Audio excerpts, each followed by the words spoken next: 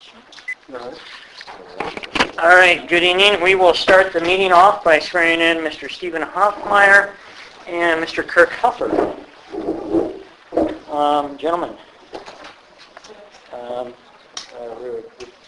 repeat after me. When I say state your name, please state your name. Okay. I state your name. I, Stephen Hoffmeyer. I, Kirk Huffer.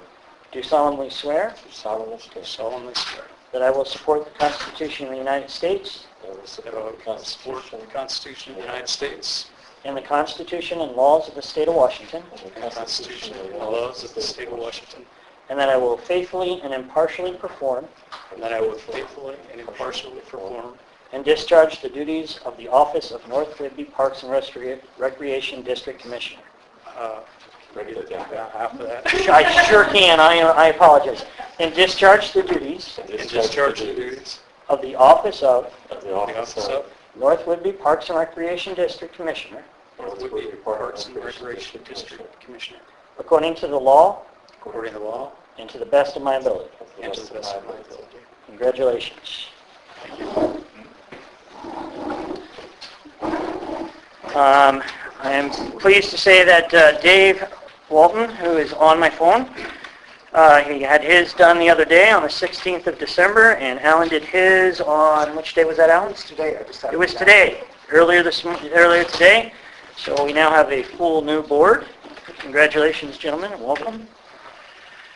By the way, hello, Dave. Hello, everybody. Thank you for allowing me to remain on vacation with my family. Woo! Yeah, Where and you thank at? you for Where calling are us you, by the in. way?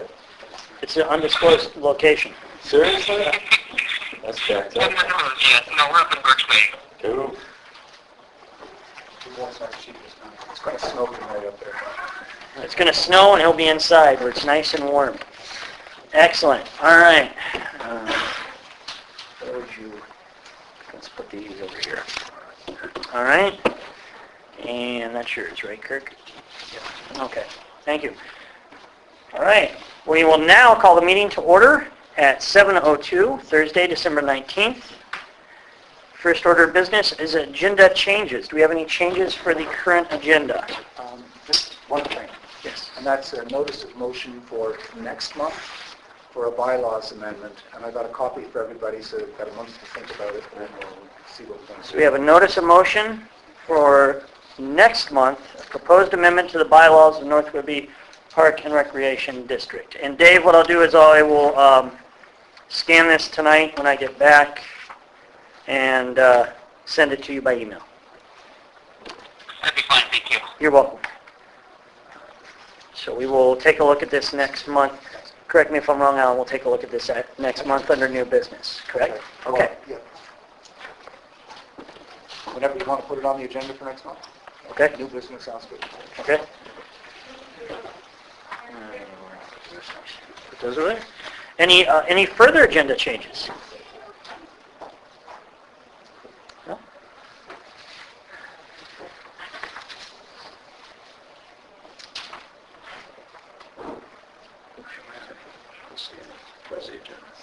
Okay. No further agenda changes. Dave, did you have anything, sir? No, sir, thank you. All right. Board issues is the next item.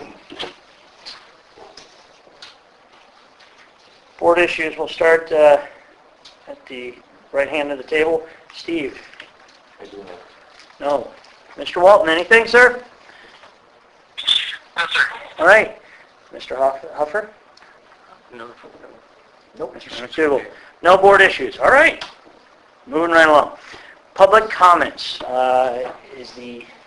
Somebody grab that? Just a minute, ma'am. There was no pen back here. So There wasn't. We're all flying up there to get her pen.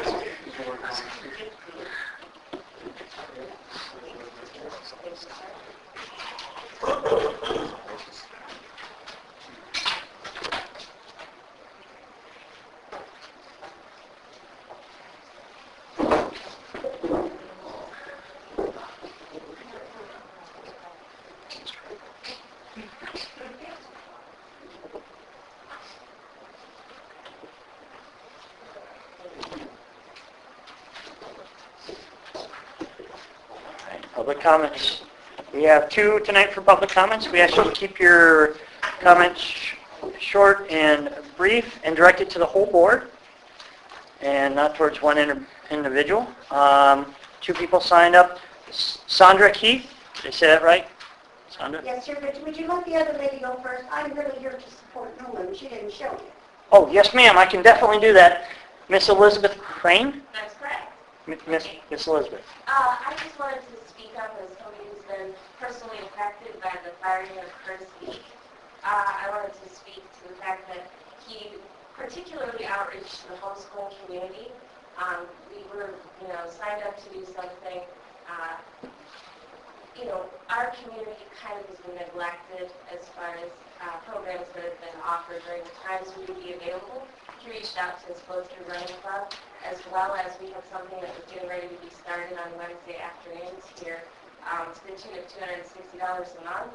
Many families were excited about this, and now that he's been let go, we're kind of unwilling to continue with that process. So is there anything that you would want me to bring back to the communities that I represent who've been affected, many of which can't be here tonight because of the time, and we all have little ones?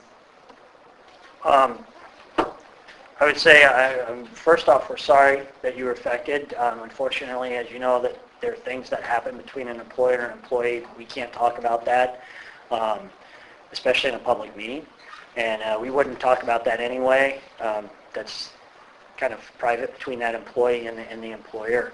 On the second part, how the homeschool, home connection, just the homeschool, make sure I get that correct? Communities in general. Homeschool communities in general? That as well. Okay. I think you could probably talk to any one of the 5 of us. We'd all be happy to meet with you. We can't all do it at the same time.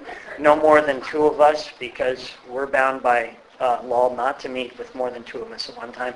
But I think we'd be more than happy to get together at a time that's more convenient with you to talk to you and hear your needs, because we definitely want to reach out to your community.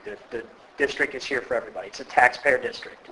So please send any one of us an email. If not, we can give you our phone number also. Did anybody else want to comment on that? What was going to start this Wednesday? Just actually families getting together for more private instruction. It was just several families that were hoping to begin to draw other families together to have classes that were offered in the middle of the day as opposed to late in the evening.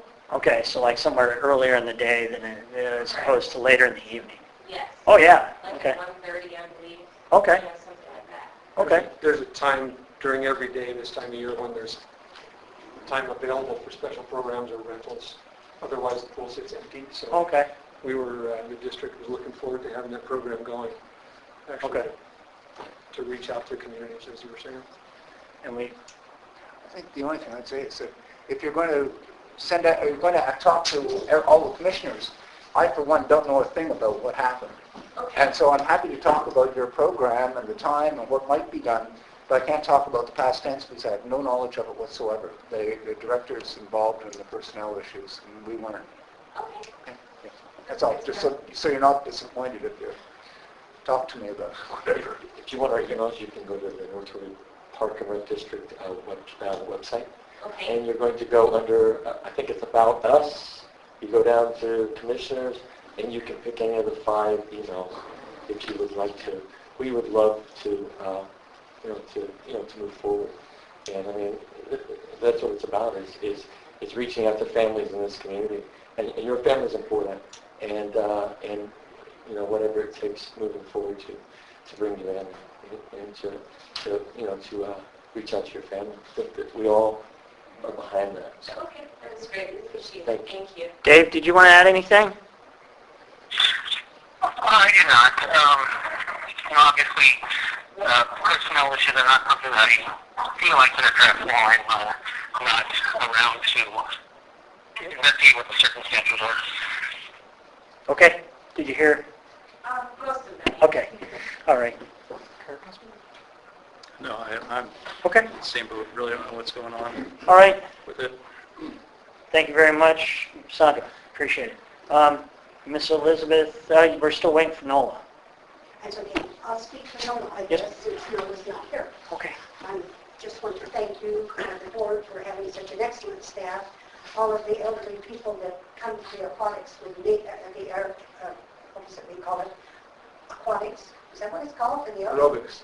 Aerobics, there you go. Aquatics is a good word too. Okay. Anyway, the aerobics. And it's a funny word to use for elderly people, but it's been marvelous for me. It's gotten me from death's door forward. And it has for some of the others too. And Nola, though, and the others are concerned about the heat, and I'm sure that you gentlemen are already aware of that, as some of you probably are. And Mr. Walker is aware of our request. And I don't know what else that Nola would be here to say, other than we still want you to consider raising the pitch a little bit more. Okay? On the That's 72. really all I have to say, so thank you. Thank you very much. Your group got in last week when Oh, it got we didn't get warm on from last 85 Friday. to On Friday, oh, no, of course. Of course. It was Water Mojo. There you go. Thank you. All right, there are no further. Are we supposed to make a decision on that next one? No further public comments, so we'll move on to minute approval. So we have 3 minutes to look at, the first being the minutes of November 14th special meeting. Any changes, deletions, or comments on the minutes from November 14th special meeting?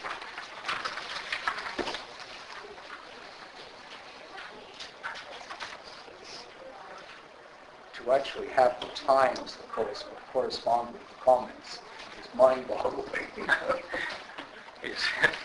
Until where they came from. I believe. I did try to follow it as accurate as possible and No, thank you. get rid of It was more than we needed, but it's fine. Did you make? I made a motion to accept the minutes. We have a motion to accept the minutes as written from the November 14, 2013 special meeting. Do I have a second? Second. We have a second. All in favor of approving the minutes of November 14, 2013 special meeting? Aye. Aye. Motion passes unanimously. Dave, you're having way too much fun there, bud. We will now look at the minutes from Thursday, November 21st, 2014. Any changes, deletions, or comments?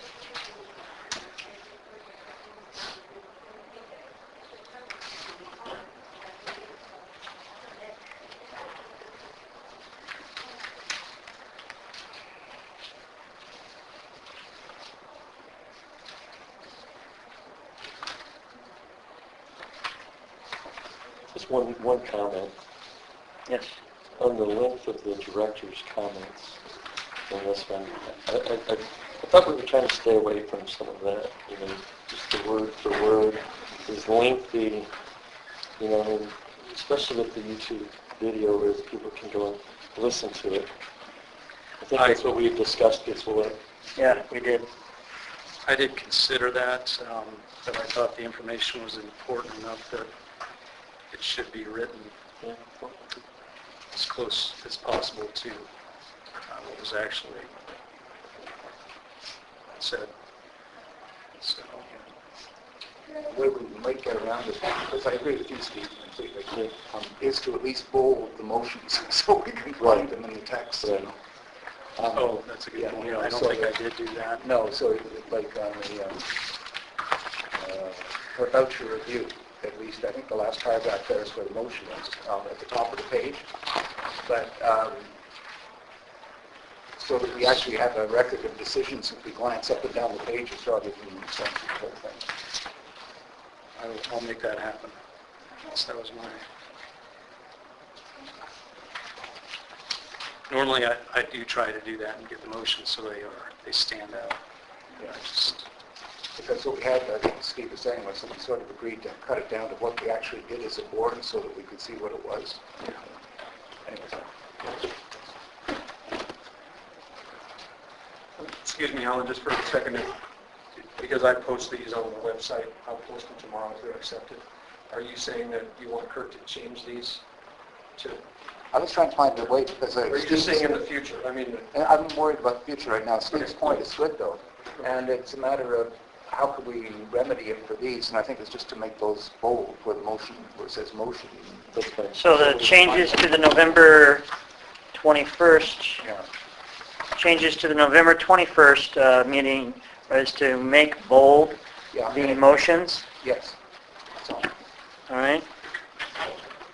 So we want to go ahead and do that. Yes, well, it's, And there's one other thing on page 9. At the end of the director's comments, it says 2014 budget discussion. Well, it's kind of repetitive, or it should go under unfinished business only, I believe. I mean, we can't strike that if you Where? would like. page 9. Page 9, right above unfinished business, it just says 2014 budget Let's discussion now. strike that. You can leave it or you can strike it. It really doesn't matter.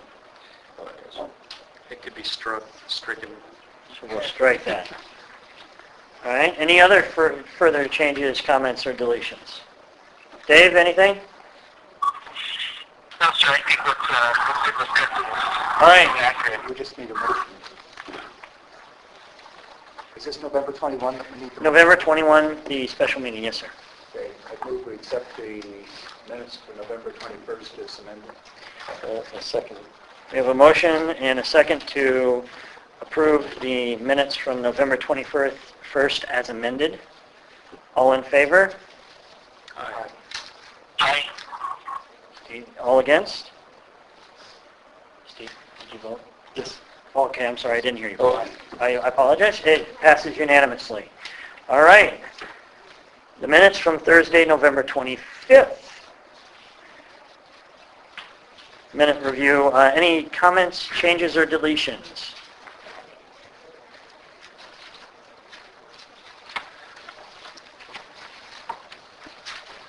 Under new business, the first thing saying that you and I would form a subcommittee to find a new director to replace the outgoing director, that was a motion, I think. It should have been a motion if it wasn't. It was, I don't know if we needed a motion. I know that Set up a subcommittee. Commissioner Clark, Clark said No. we didn't need to just... I don't think you need a motion to set up a subcommittee. That's So what the she committee, the chair she can, asked for volunteers. according to Robert's rules, I think the chair can appoint a subcommittee, yes. Okay. It's just not... Yeah, that's... But Robert's rules also says that the chair can't be on a subcommittee. Yes, you're on all the subcommittees. And I'm on all of them. Congratulations. So, yeah. Oh, that's interesting. Well, I would Because you weren't here? That's exactly why it was. I was told by Lori later she did it because I wasn't here. No, all kidding aside, no, she, that was not why she did it. But do we need to make? Did you vote on it? You guys didn't vote on it, so we can't make it a motion. We can't change that now. No, just leave it, okay? Okay. But it's Yep. called.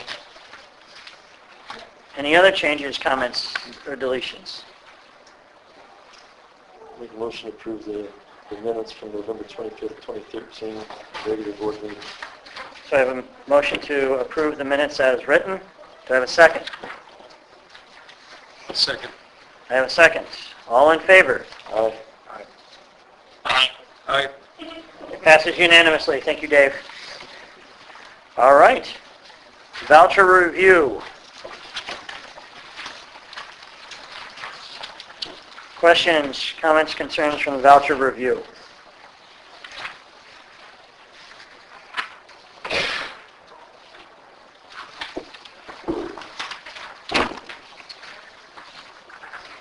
Cascade Natural Gas came back with our November statement. And so did Puget Sound Energy. Do we have any clue on what our rate hike is going to be for next year? They've implemented it as of the November statement. Okay. And I actually was part way into that period. That was, the rate hike was implemented right in the middle of that period. So you see, part of that bill is affected by the $8,000 bill that we just got in December. It's fully on the rate hike. I believe it was about 20%. A 20% More hike. than that, yeah. Nice of them to give us so much warning. I know the one we got at my house is about 20%. I don't know if they have commercial and residential is different. But, Okay. yeah. On those same lines, Matt and I have been fiddling with the furnaces over the last few weeks, and with the 20-some degree weather outside last week, the heaters weren't even able to keep up, keeping the building warm. So of course, there has to be a certain amount of fresh air always coming into the building, which is why they weren't able to keep up.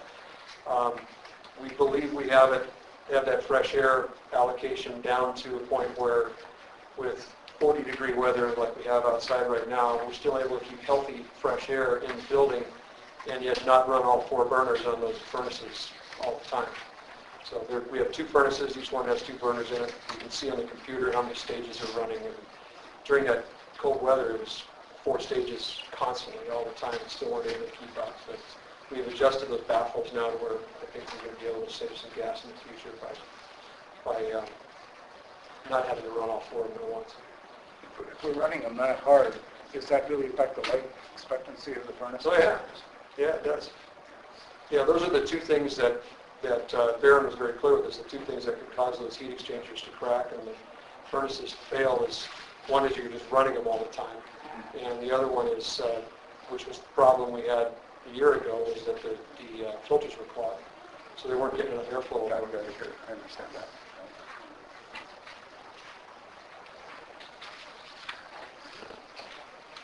I saw that there's another charge on the Gibbs, refresh my memory. Yeah, we had a huge roof leak, so we called Gibbs automatically thinking that was a warranty issue, and actually it turned out it was in the metal roof.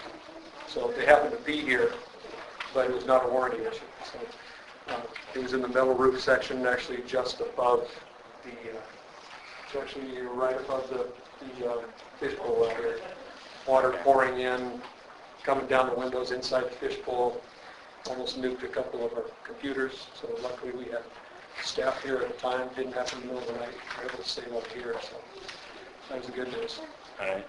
And is it fixed? Is it a temporary patch? It's repaired. It's repaired. Okay.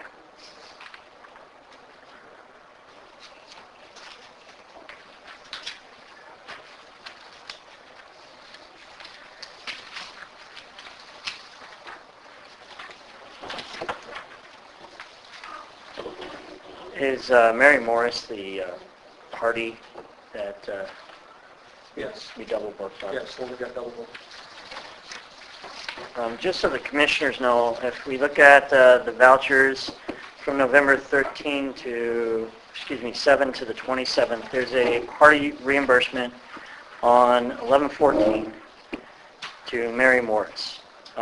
Unfortunately, there was a clerical error made, and we double booked the pool on a weekend for the same time frame, correct? We booked her during a time when open pool is scheduled, and they wanted the pool to themselves. That's right. So They were very upset. Eric is here. I will say thank you. You were nearby the pool, is that correct? And you came in, they called you, you came in, diffused the situation with some very upset grandparents, and that's totally understandable. Here we have a young 6-year-old child who thought she was getting one thing for her birthday, and her grandparents were very upset. Thank you very much for handling that. Her one grandmother said you were fantastic. I did not talk to they both called me at home. I did not talk for long with the one grandmother that she didn't think any of us were fantastic.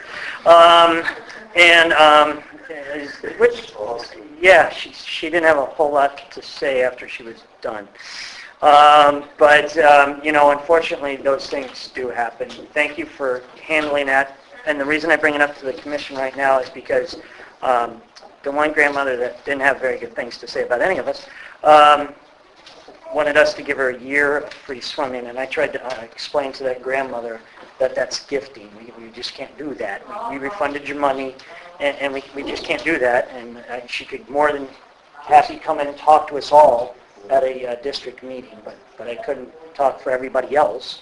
You know, she was more than welcome to come in and talk to us. And obviously she hasn't come in here, so I just wanted everybody to be aware of it, and that's what's going on with Mary Morrison. Thank you very much for handling that, though. So obviously, we looked into it to see how it happened. Yeah, we had a couple of new cashiers, brand new hires, and it was just an error on their part. And Erin's handled that side of things with her cashiers, done a little bit of extra training with them, and I took care of the customer service and getting the ground all settled down and the party going. I think two of us, she's put in a new system that's going to help the cashiers track these sorts of things better so that we don't come up against those situations again. Any further questions, comments, or concerns with the vouchers? Dave?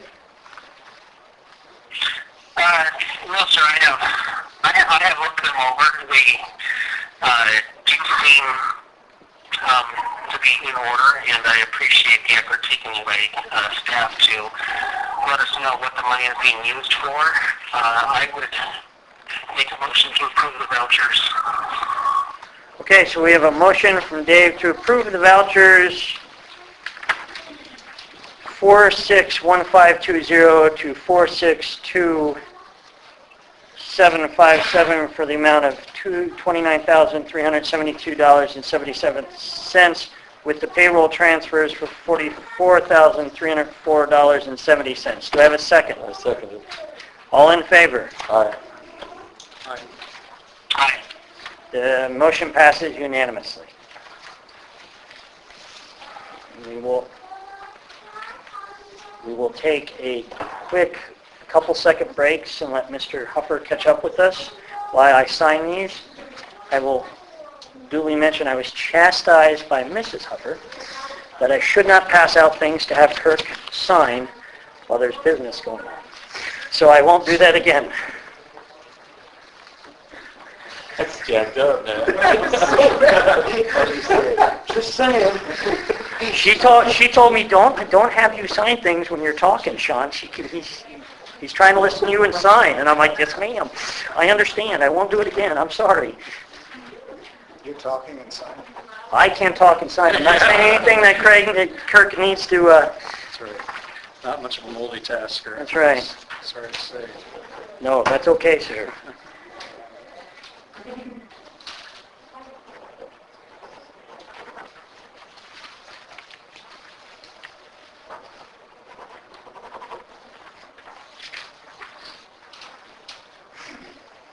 While we're here,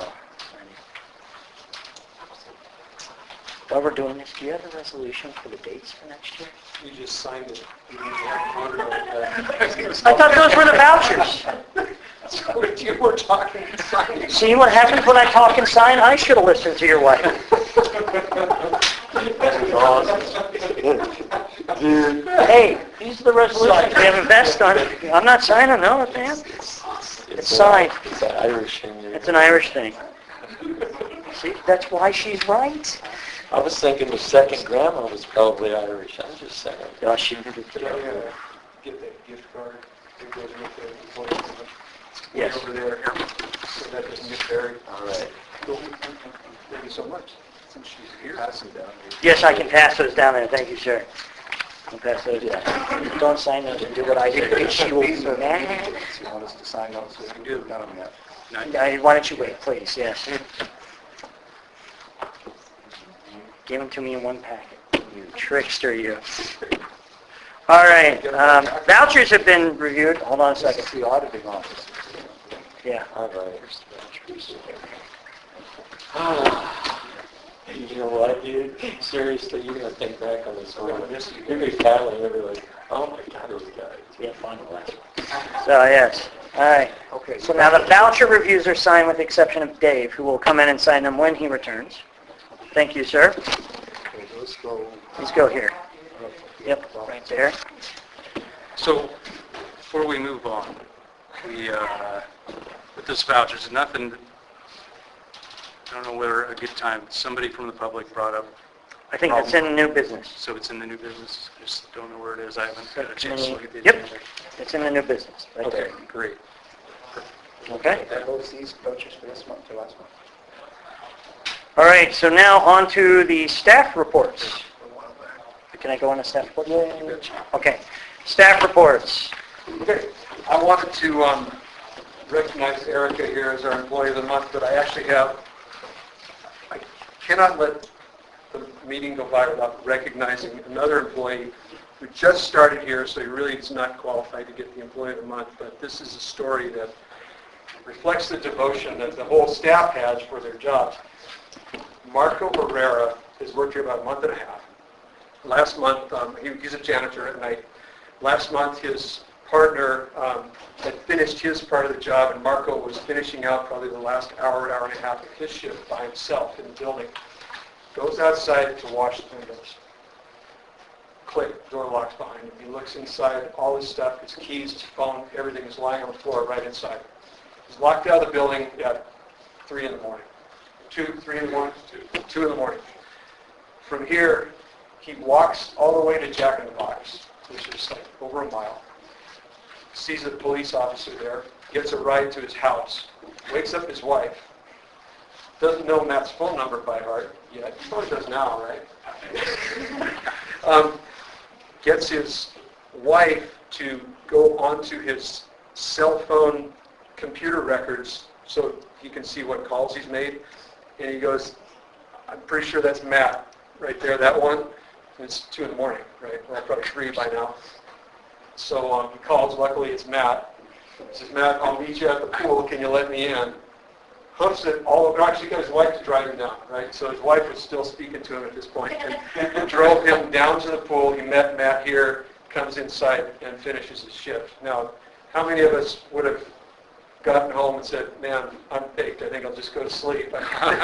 This guy, he was innovative and creative, and Matt's reflection on Marco, just though his effort so far in his short time here is just that he's an enthusiastic, hard-working guy. So I just wanted to recognize him on tape for the record. Erica was nominated as Employee of the Month, and since she's sitting here tonight, we can actually present this to her. This is the first in my tenure here that the Employee of the Month is actually sitting here. Aquatic Director Erica was nominated by Nicole McKinney. Nicole appreciates Erica's leadership among our senior staff, her sense of humor that brings all those around her up and makes us smile, her willingness to make time to advise and counsel her colleagues even when she supervises over half the pool staff, and her ability, to paraphrase Kipling, to keep her head when all about her are losing theirs. Thank you, Miss Erica. You are the glue that holds us together. So you get this certificate and $20 check. There you are, ma'am. Thank you. Congratulations. Okay, I had some comments. There's some stuff in my report and a few other comments I wanted to make on the sort of the interim period, and I didn't know if you wanted to include those comments in the discussion of sort of a succession plan under new business. Bring them up now. We can talk about them now. Sure. Okay, because it's a little bit different topic. It's more about what's happening in the interim than it is about recruiting. Okay. I've spent a significant amount of time talking to the senior staff recently, just kind of trying to get some of their feelings. They're all sitting here, just for the record, everybody's in the room here. Just trying to get some of their feelings about how they feel it's going to go in the next few months. And this is with the assumption that there won't be an interim director named. So I think that's kind of the way that I'm feeling from the commission that is going. Without any kind of a special meeting over the last month, I think the senior staff's feeling a little bit, I don't know if you'd say left out, but there hasn't been a whole lot of outreach as to what their priorities are, what their individual strengths are, how they feel that they're going to mesh into this group leadership role. And, I assured them at Wednesday's senior staff meeting yesterday morning that the commission has tonight basically to put them at ease in that role. So really, if there's not going to be an interim director, I guess my advice would be, in the lame duck status that I'm in, my advice would be that there be some sort of point person, and I think it probably logically would be the chair, but whoever you name to be the point person to give and take feedback, and not in a this commission says this role, because it's that's Open Meetings Act, you can't do that. But that they have I think that staff needs to have a sense that they have some sort of line of communication to the commission in the event that something untoward happens. There's So that some way we decision. could call it a special meeting if we needed to. Correct, yeah. Okay. Yeah. And I think, in addition to that, I think, I'm not tooting my own horn here, I think I'm just looking at the way that this group works together. There's never a lot of second guessing in this group. There's never a lot of, hey, you shouldn't have done that. It's more like, well, hey, what was your thought process? Why did you go through that way? What can we learn from that? And what I know they're hoping is that, at least in this interim time frame, that's the relationship they have with the commission. So I think enough said on that. I think what we have to remember is that the commission can't meet unless it all meets. And Right. so, That was the point, yeah. and well, the point is that we couldn't meet to talk to the staff until we actually get the process set up tonight. When we set it up tonight, then yeah, we're in business on trying to get things done. But we were caught, one way or the other. Right. So it's not an omission, it's just a matter of the legality. Right. Tonight we do, but your point otherwise is good. Yeah, very clear on that. And I guess the other piece of it is, in my report, I recommended some temporary pay adjustments, and I didn't know if you wanted to go through those. I think we'll have to talk about that when we talk about what we're going to do. That's under new business. Well, yes. Right? Okay. Cool. Moving on to the next topic. I've deactivated my Visa card with Ruby Island Bank. There's a slight logistical issue with the bank account that was set up last August, the petty cash bank account that was authorized last year. I can't get my name removed from that account without approved minutes that include a motion from the commission to do so. Okay. So, obviously, I'm not going to be signing any more checks on anything, but I'd rather have my name totally off of it.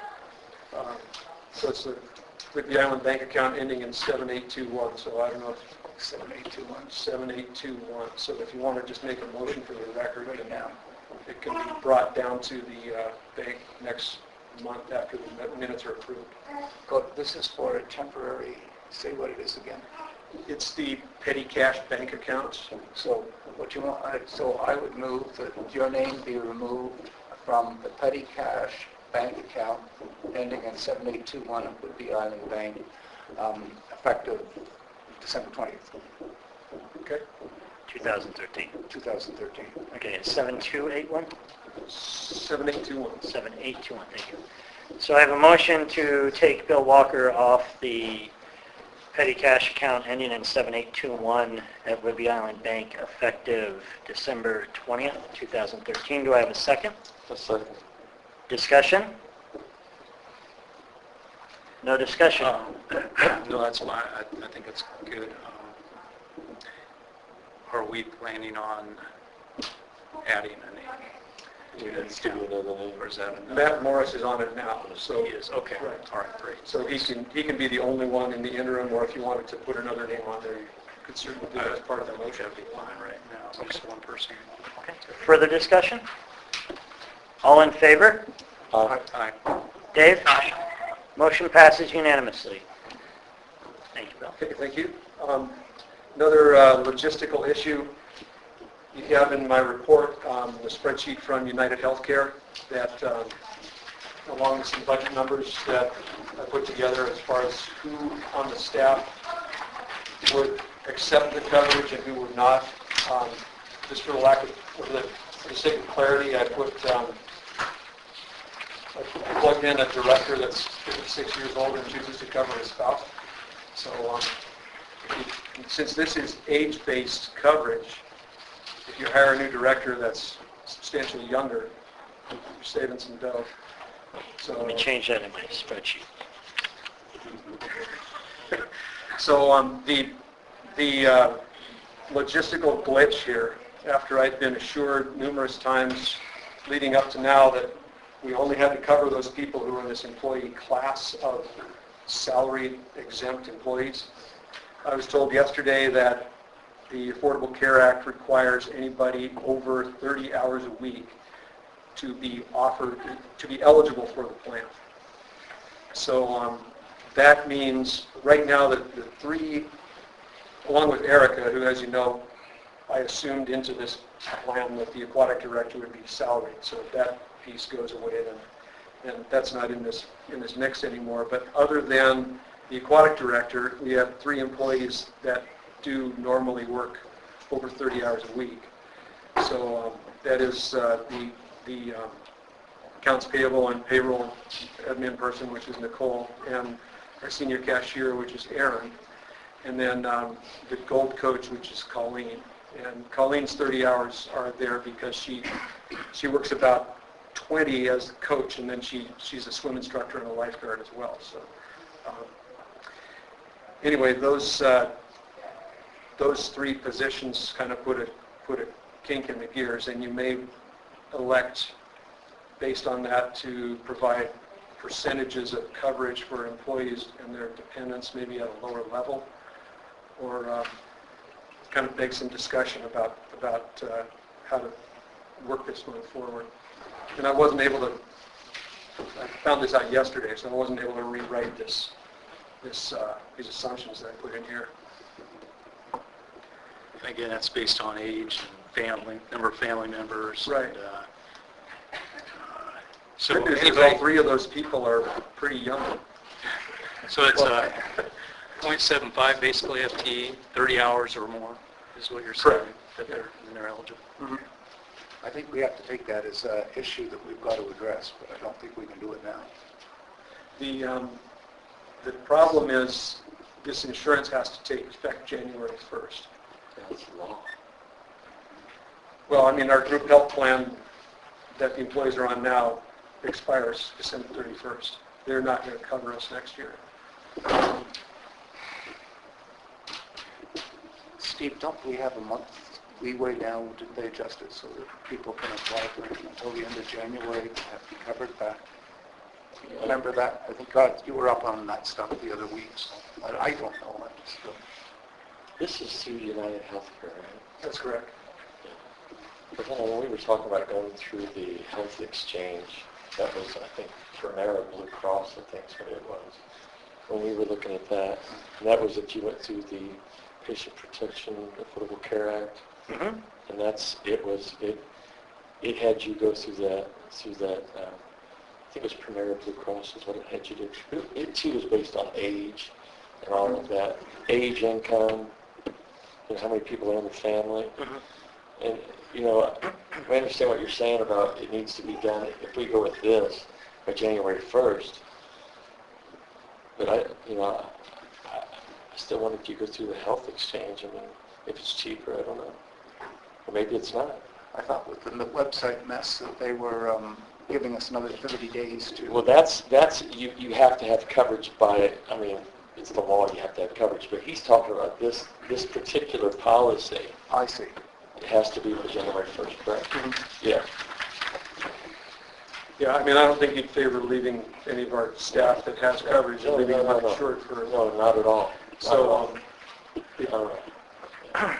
and what I don't know is specifically getting a sign-off from those 3 employees that are at an issue now, that where they would fit on this list that I put in my report, whether they would take the plan or turn it down, or whether they take it for the spouse or turn it down. I have an inkling about a couple of them, but I wouldn't want I don't think we can base to it want on to lay that out. they may or may not take it. Well, right, because you may end up with another employee in that spot that I think would want it. we probably should just go with what we have and ensure that the other employees are not working, that they're working under 30 hours. You can very logically do that with one of those. This bunch. with one of those 3 employees. You can do that. With the gold coach, you can just make sure she doesn't instruct or guard, over that amount. The other 2 positions really don't lend themselves to that. So, if the job's going to get done, it's going to be 30 hours or more at this point. So, Especially during this time, right? yeah, and with the added bulk, 2 of those employees are senior staff members, so with the added bulk of duties, it becomes really problematic. I don't, how would we, normally, I mean, at least with the county, if you work 0.75, which is 30 hours a week, you're automatically eligible. I mean, how is it in the past that they're not? Well, the employee handbook says that you're full-time 40 hours. And it says full-time 40 hours and hourly or salary, either one. The way that it's been executed, the way it was being done when I got here a year and a half ago, and I haven't made any changes in it, was if you're on salary. So it's always been the director and the head coach and the maintenance supervisor. On this page, you have Cummings, Fraser, and Associates LLC. Is that a person that you deal with? That's the broker that's been working with us on the group. And you have the number around, because we should get in touch with that person. We can't make a decision on this right now. At least I can't. I haven't got the knowledge to. Right. Yeah, I'm certainly planning to leave all that information with Nicole, so that the contact information for Cummings Fraser. Okay, and you have that information so that with the capacity to explain to people that don't know anything what it is, so we can figure it out? Super, okay. My concern here is if we don't do anything, and I'm not saying we have to do it tonight, but if we don't do anything soon, they lose health coverage. It has to be done next week. We have to It has to be do done. it next week. Well, would be my recommendation would be to go ahead and, you're not going to sign up a director right now, obviously, there won't be one on the plan, but to go ahead and sign the contract with United Healthcare, get the enrollment forms done for the maintenance supervisor, head coach, and aquatic director, and then get forms completed also by the payroll, accounts payable admin, which is Nicole, and the senior cashier, which is Aaron, with a decision from them on whether they were going to take the coverage or not. Yeah, but we need to have a costing for the budget, so that's what I think we have to meet sometime between Christmas and New Year's. It's the special meeting is to deal with this. Right. And so we'll be trying to get information on how we can make a decision right away at that time. So my question then is, would you rather I get all those forms done, get the documents prepared for United Healthcare, and get the costs figured out, communicate all that to you tomorrow, which is my last day, and then wait until the commission approves those figures to have it all sent in? Would you rather have me do all that and send the document in? I think we have to look at it and see what it is and what the options are. I feel really insecure about that because it's so huge potentially. But we have to do it, but I want to know intentionally what we're doing. So if you want to do documents up until that day, that's fine, but we still have to have that meeting to make a decision. Okay. So I can revise these numbers here to add the 2 additional staff members, which would be the admin assistant and the senior cashier.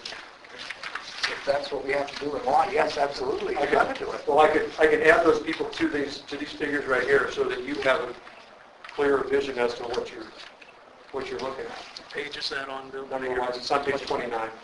Sorry about that. Yes, and the person's name that does whatever the quote is. So that, Right.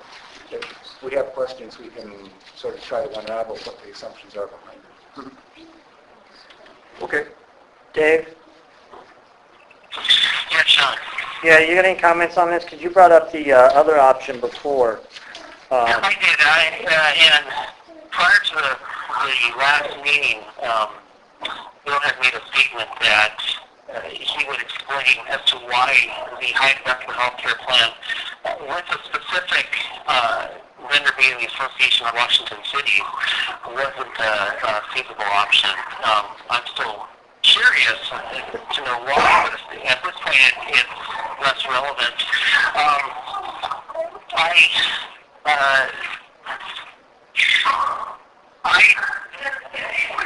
I guess, maybe this would be proper venue, and I can publicly state that the way the law is written and the health insurance tiers are designed, it seems a little age discriminatory. It really seems as if an employer would be better off hiring younger workers. How this impacts us, obviously, if the law says we need to cover those 2 employees or potentially 3 employees, then we need to figure out a way to do that and amend the budget as such. That's my only comment. Okay, thanks, Dave. If I could answer Dave's question. I'm sorry, I didn't want to talk while Dave was on the phone. I coughed while Dave was on the phone. Go ahead. Dave, regarding Association of Washington Cities, they were about $675 a month per employee without the age-weighted factor. So this just looked a lot more affordable doing this plan. And I guess the other consideration was just a practical one for the district with changes in the law and changes in coverage and changes in the director's position that normally is working directly with these guys. I thought this was just another mark, I think, in their favor, was it would probably be best for us to continue to work with this broker that we trust and that we're comfortable working with, rather than changing to an association that we haven't worked with before at this point. So that was why I forwarded just these numbers.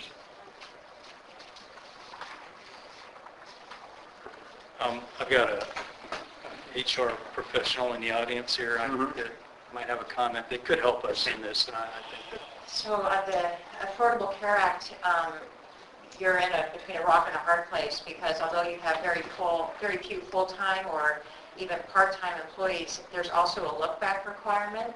So you might trigger that. So the employee is working 30 hours and has typically worked more than 30, will be compelled to cover her as well. You may even have lifeguards who hit that threshold because you're looking at a specific period. So somebody needs to help you so that it's very complex, and all employers are challenged to understand what their obligation is. And everybody's kind of learning as they go, but I don't think it's quite as easy as just reducing an FTE or limiting the work hours. You're going to be compelled to look back on what the experience has been. The look back is to prevent us reducing their hours at the 9th hour so that we don't have to pay them health care. And then so the that makes healthcare sense. reform, I mean, it's not this plan is age-based, but the healthcare reform isn't specifically marketing plans that are just age-based. This one just happens to be one that is rated that way. When do we have to have our decisions made, or are this done? January 1. It's January 1. Well, in order to get this plan, it has to be into them before January 1st. Under the law, we have to go.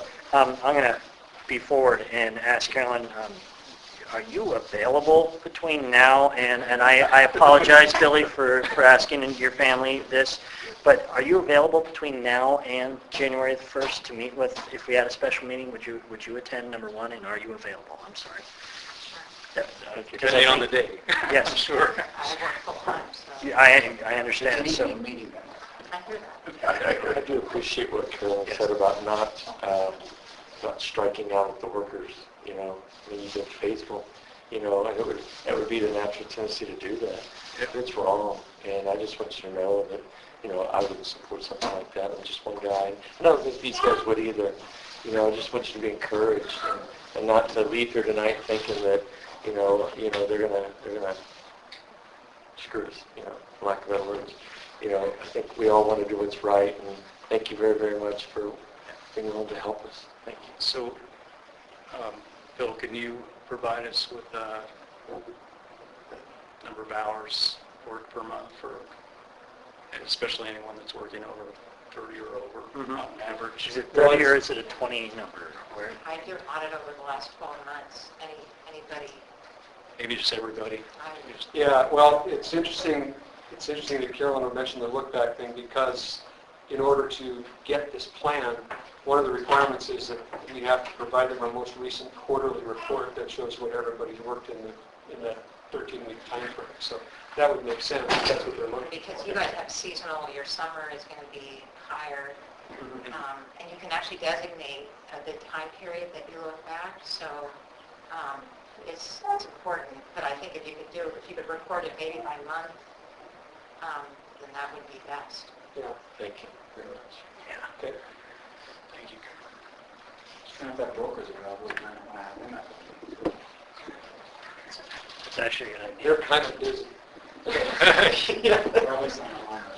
If they've got a rep that if you could find out if they've got a rep we could call when we have this special meeting, that would be great. Yeah. Because I'm sure they can at least give us a Yeah, rep. her name's Kimberly, and she's been really helpful the last week or so here. Except for when she slammed me with that one piece of information yesterday, that wasn't too helpful. Better know than not to know. Yeah.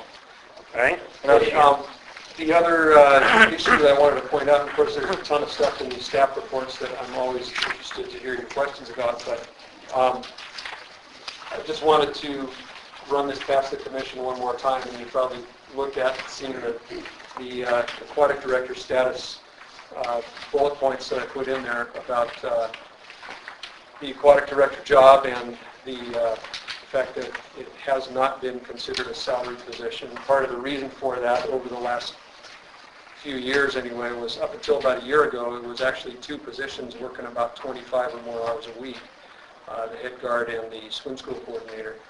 So to put that into one salaried position actually does save a bit of hours.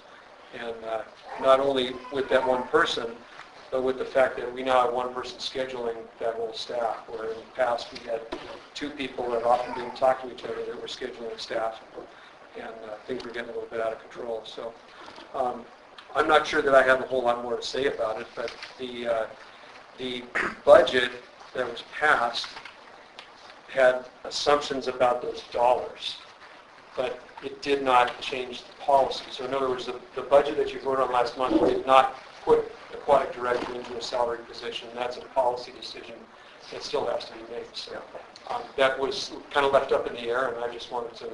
I would actually like to discuss it again, personally. Okay.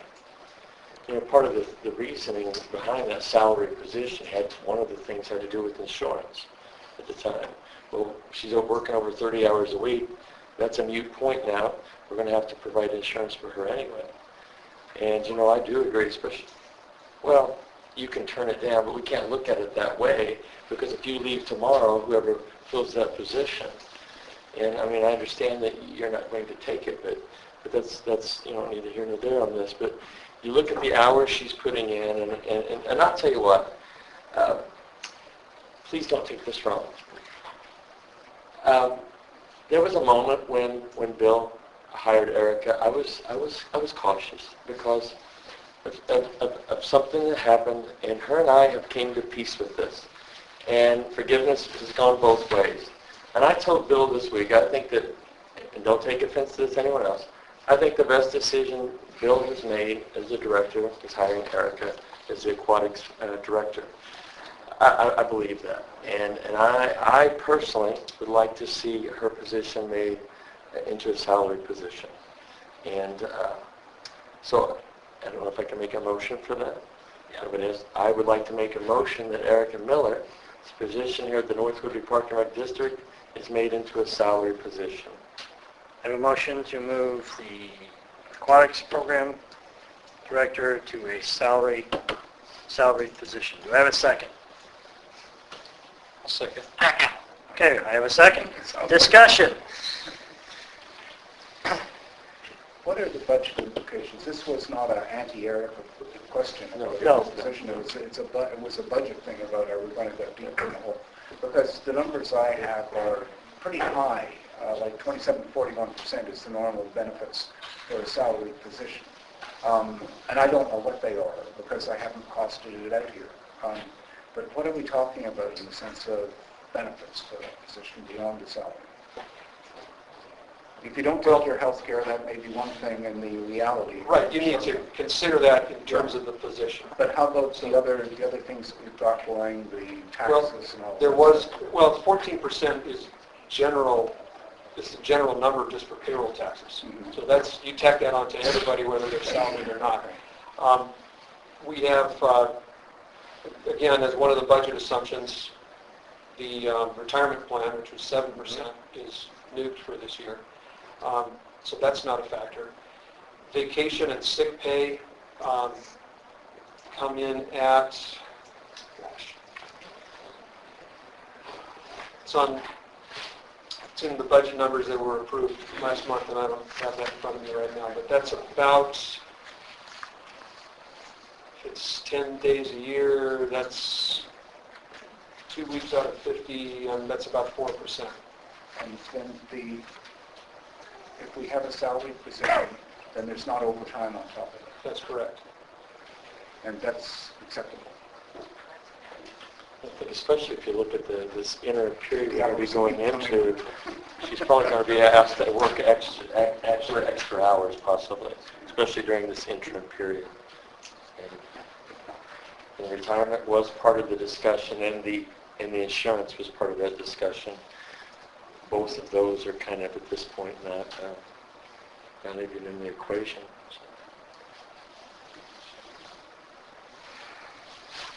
Did I answer your question? Or? Well, the best that we can do was just throwing it off without looking at the whole set of books. Right, so if you look at vacation, that's about 4%. No, I heard you. And if you look at the insurance, if the person in that position accepts the insurance under these rates, it's going to depend on what age they are. So Yeah, we're talking roughly about $5,000 without the health insurance. that's about it. I'll go back to my concern with either overworking or not working enough on salaries. A lot of that is dependent on the director or whoever is in charge of the pool of time to be monitoring the number of hours people are putting in. And salary positions are usually reserved for folks that are professionals in some type of, or management.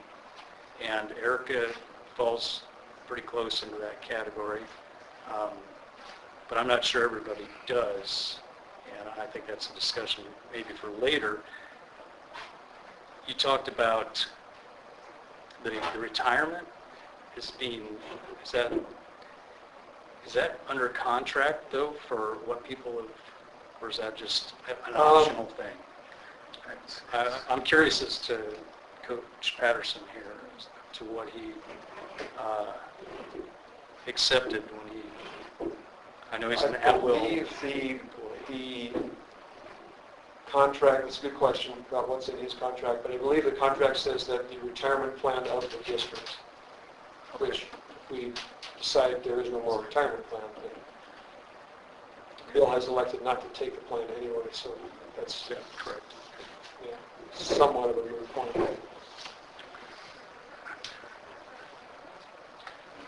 I mean, I don't think we're going to lose anything by having Erica in a salary position. Her replacement, if there ever is one, that may be a different story. And we could always go back and change it if we had to then at that point, right? If we had concerns. I guess my problem as a commissioner is I don't know enough about the day-to-day operations to really make a good call, and that is a director call, really. I mean, a director would have the best pulse on what occurs on a daily basis, and I really have to kind of go. Well, I've attempted to give you that, so yes, can't really say too much more about that. I may want to not make the decision tonight as far as a date. I'll just put that out there. That could be a special meeting item as well. I personally would like to do The motion's been made. We have to vote one way or not on the motion. So, Dave, did you have anything on this? I do. I see value in having Erica perform the job which she has been hired to do. I think that making her salary, although I can echo Kurt's concern that a person might be tempted to be overworked or not worked enough, I don't think that we're going to see that in this case. I think that her duties are very well outlined, and that with the expectation that she puts in 40 hours a week, she would be duly compensated. I do believe that perhaps we need to take a look at the amount of compensation, because currently at 40 hours, at $16 per hour, she's making a little over $33,000, and the budget assumption that we passed included that salary position at $36,000. I think that perhaps we could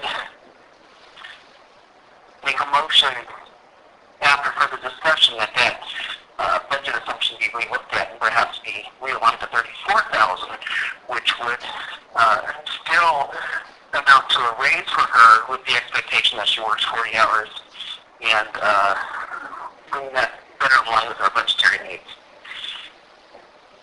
Okay. Did you want to amend the current motion, or are you looking at doing that in the future? Oh, I didn't know if I necessarily could amend the current motion. Make a second motion? I make a motion, well... I was told I'm sorry to interrupt you, Dave. I apologize. You just couldn't see the hand signal I got from Alan at the end of the table here. He told me we're going to need a second motion. So we need a second motion on that one, sir. Okay. I motion that the aquatics director's salary be made to be $34,000 per year with an expectation of 40 hours per week. Dave, can you hold on to that motion? We got to finish the motion we have open, and then I'll come back to you. Thank you, sir. I will do what I need to. Yes, thank you. All right, so further discussion on the motion to approve the aquatic director as a salaried employee. No further discussion. All right, all in favor of approving the aquatic director as a full-time employee? Ayes? Aye. Aye. Any nays? I'm going to abstain. Okay, so supposed to do a roll call count if it wasn't all in favor. So Alan McDougall is an aye. Dave Walton is an aye. Aye. Thank you, sir. Steve Hoffmeyer is an aye. And you, sir, Kirk Huffer is abstaining. All right. And so the motion passes. Dave, you may make that second motion, sir. I motion that the aquatic director's salary be made to be $34,000 per year. We have a motion to make the aquatic director's salary $34,000 per year. Do I have a second? Second. That's in our budget. And that's in our budget. So I have a motion, I have a second. Discussion.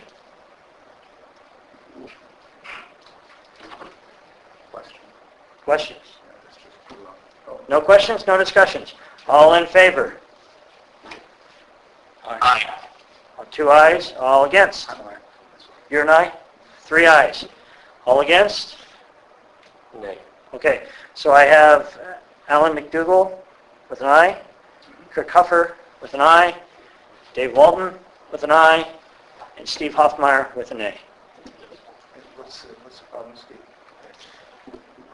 I just think with the added responsibility she's going to have, I just didn't feel comfortable going to salary now. It's just my feelings. I'm okay. No, well, yeah, I thought that it was the same job as you had before. Well, you're looking at more responsibility to be added to her over the course of the next 2 or 3 months, and that's just how I felt inside. Okay. That was my feeling. And thank you for the other. Appreciate it. Congratulations, Erica. And as somebody who's watched you over the past few months, being here, picking up Allie, and just watching you, you do an amazing job, as well as all of you do. And you're welcome. All right, on to the rest of the director's report. Anything you wanted to mention else in the director's report? Well, as I said, there's a ton of stuff in there, and I didn't feel like anything else needed necessarily to be highlighted, but just looking for questions if anybody has anything you want to ask about. I think you have a lot of numbers that are useful, but I think we'll have to wait and see how we do it. Yeah, exactly. Dave, any other questions on any of the reports from the director's report, sir? I did have a question. It was in regards to swim team and advancements. I don't remember if I saw it on the director's report or if that was included in other correspondence where we had a number of up there in the squad moves. I think it's fantastic that we have young swimmers who are moving from one squad to the next. That shows that those swimmers are advancing in their skills, that they're being coached in such a manner that they do have personal recognition and are achieving their goals. My concern, and this would be a concern if we move, is that we're not moving swimmers prematurely or because we think we need to make certain quotas in certain squads. I believe that, I don't believe I need a response on that, but that is my only other comment regarding the director's report. Okay. Anybody else? All right. Can I ask a question? Would it be okay if Coach Bill has something to say, even though Dave doesn't need a response? Did you have feedback on that, Coach? Sure, I'd glad to. We consider squad moves, and there will be shortcoming a parent education piece on our website that addresses this, but we go through a multi-step process for not only the direct coaches involved, but our entire coaching staff. And we make an evaluation based on about 6 different criteria. We're pretty serious about those things. And we also engage quite often the parents in the discussion. We also prioritize the possibility, if not the probability, of transitioning as opposed to a direct squad move. So I think we're pretty, I think we're very legitimate about that process, and there absolutely is no intention to try to meet any kind of quota at all. We're managing people with the space that we have and the resources and the coaching that we have. So each squad is going to be growing at different rates than other squads. That's going to be natural. Along those lines, if I could just add something, because I'm not sure the commission is aware of all of this, but there has been a shrinkage since, say, last spring in the number of junior and senior kids that are swimming. I think everybody knows that.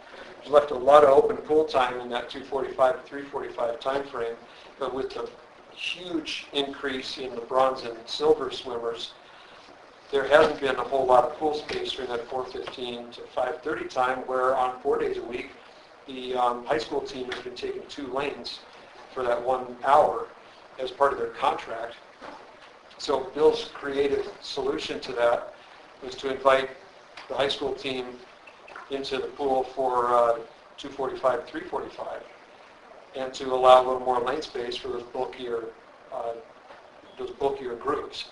So I think that's been a mark in Bill's favor. It not only frees up his junior level or his lower level swimmers and their coaches to have a better experience in the water, it also builds a really nice camaraderie and collaboration with the high school team. So good on you, Bill, for doing that.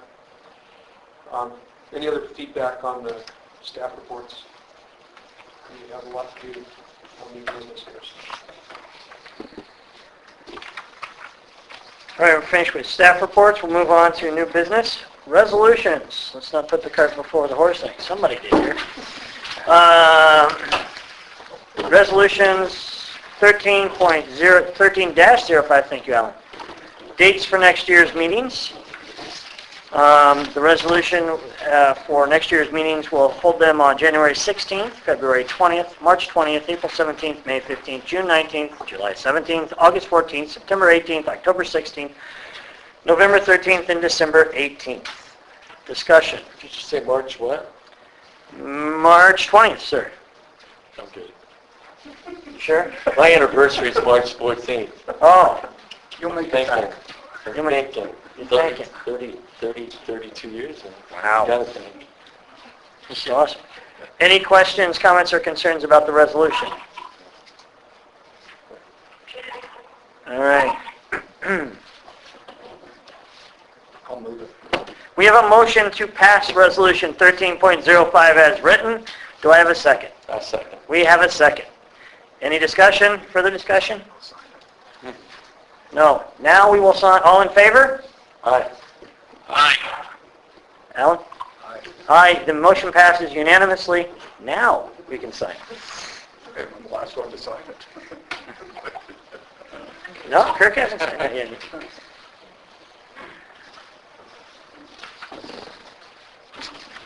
Sir. Thank you, sir. All right. Resolution 13.06, naming Bill Patterson as auditing officer. This resolution will vote and approve the designation of Bill Patterson as the auditing officer at a public meeting. Because you, as leaving as the director, would leave only one auditing officer. Do we need to have two? Kirk? Are we required by law to have two? No, I don't think we're required that I know of. Okay. Unless we have a resolution out there somewhere that says we need to have. I don't believe we do. It, Don't let anything happen to you over the next couple of Well, and enhances Well- the duplicity in it, yes. you know, I, Not anymore. I don't see a problem. Okay. Having an auditing officer, and when the new director comes in, we can, Yep. All right. whoever. So with Bill Walker leaving us, we'll approve and designate Bill Patterson as our auditing officer. All right. I'll make a motion to approve Resolution 13.06, naming Bill Patterson the auditing officer of NWPRD. I have a motion to approve Resolution 13-06. Do I have a second? Second. I have a second. Any further discussion? What exactly does the auditing officer do? approves the weekly vouchers. So initials, vouchers. It's primary, they're the ones that can approve. I don't know, is there any signing authority for checks as well? It doesn't go hand in hand. No. How does it mean, what do you mean by it doesn't go hand in hand? The signing authority of the checks. Yeah. So for instance, that checking account that I need to have my name removed from, Yes. you're not authorizing Bill to be on that checking account. The only thing you're authorizing him to do is to go through the weekly vouchers, review them, and approve them. Yeah. So with this resolution on file at the county, they'll be looking for every voucher that comes through, they'll be looking for either Bill's signature or Matt Morris's on all of them. And is that, Bill Patterson's okay with this designation? You okay with that? Fine for me. Okay. Just want to make sure that's okay.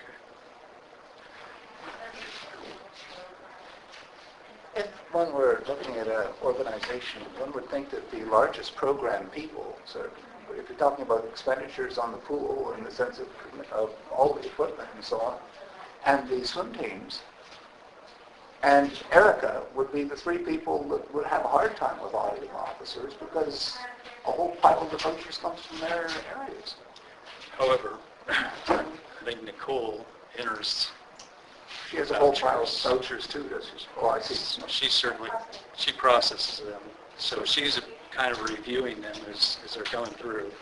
But you're right, there is a conflict of interest. I mean, Bill shouldn't be approving his vouchers for travel expense reimbursements or swim meet reimbursements.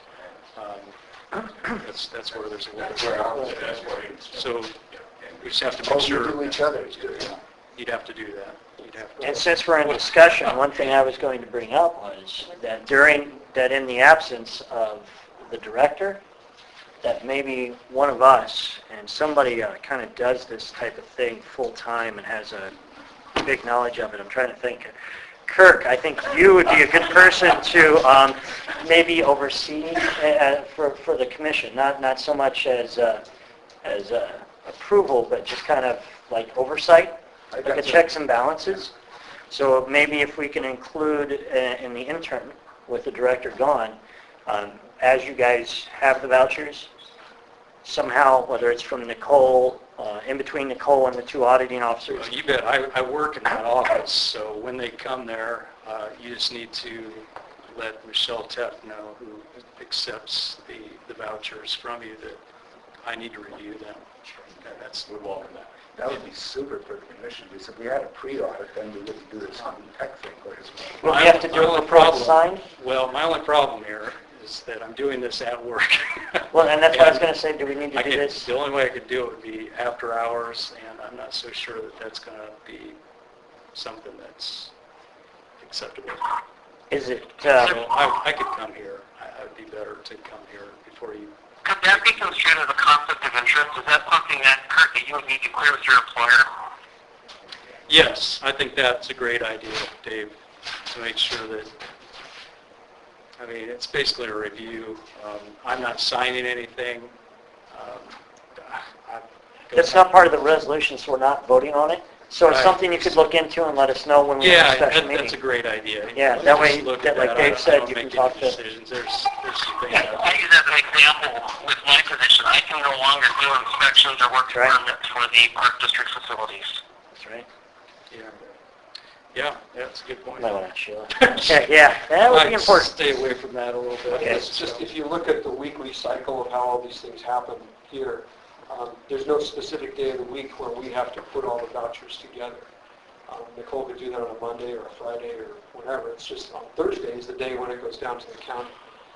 And normally it's Wednesday afternoon or Thursday morning. Personally, I think, even though I have the knowledge there, and I wouldn't mind assisting the future chair, I think I would prefer to stay away from that. Okay, yeah. Okay. All right, we can talk about that at our special meeting or at later in this one. It might be a good idea, though, to have Yeah, some that's oversight. good discussion. That's- Yeah, all right, any further discussion on Resolution 1306? All in favor of passing Resolution 1306 as written? Aye. Hi. Motion passes unanimously. Thank you. All right, subcommittee report on the new hiring. And there's two more packets up here if somebody wants to look at it. I put it up, Alan and I got together, we met, and we put this together, and I'll give my own report to myself here. We did it in PowerPoint, so it's easy to read. Unfortunately, we don't have any way to like project a PowerPoint up, so I apologize for that. I have one at home. You do? I'll just bring it up anytime. Okay, thank you, sir. If you go to the timeline, we basically looked at the application period would be from tomorrow. We have to vote on this, so we took the next day, or we can make it Monday if we all decide, until January 17th. That gives us just a little bit shy of a month to have an application period. The review from 18 January to 24 January, narrowing the candidates to the top 5 to 7.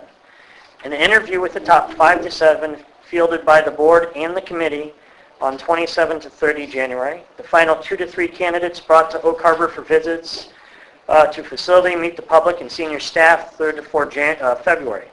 Final selection made at a special meeting on 6 February. Negotiate contract and announce new director by 14 February. This is just the timeline we're looking at. All right, that's what we're suggesting to the commission. Obviously, that can change.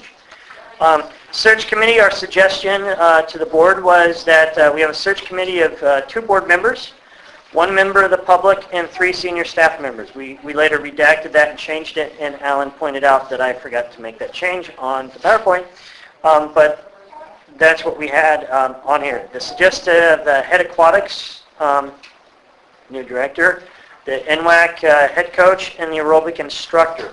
Nola Graham said she'd do that. She's not an instructor. She's not. Not an instructor, I'm sorry. So Nola Graham said she'd be our, volunteered to be our, if we wanted to, our public person. She was very interested. But that doesn't mean it needs to be Nola. But she was very nice to us. Is Nola the lady who presented the information of the 83 degree? Yes, sir. Okay. Yeah, It's got a long history. Yeah. Yeah, nice lady. Yeah. So utilize Dropbox for applications.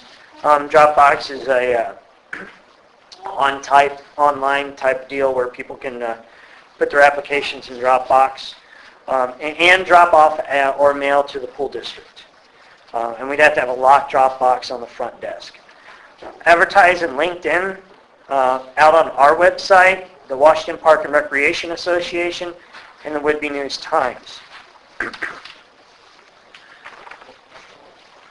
And our ad, this is the last page is our ad, what we would say in our advertisement, which would be North Whitby Parks and Rec, searching for a new director with experience in parks and recreation, public management, budgeting, Washington RCWs and WACs, who is focused on community service and serving the members of the district. Salary range and benefits depending on qualifications. So that's the subcommittee's report and findings to the board. Comments, questions, and concerns on any part. Let's start with the timeline. So let me ask you a question on the narrowing the candidates 5 to 7. Yes. What if you don't have 5 to 7? That's the first question.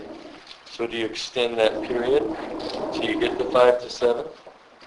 Like say by the end of, I guess it would be January 17th, you only have 2 or 3 or 4, whatever.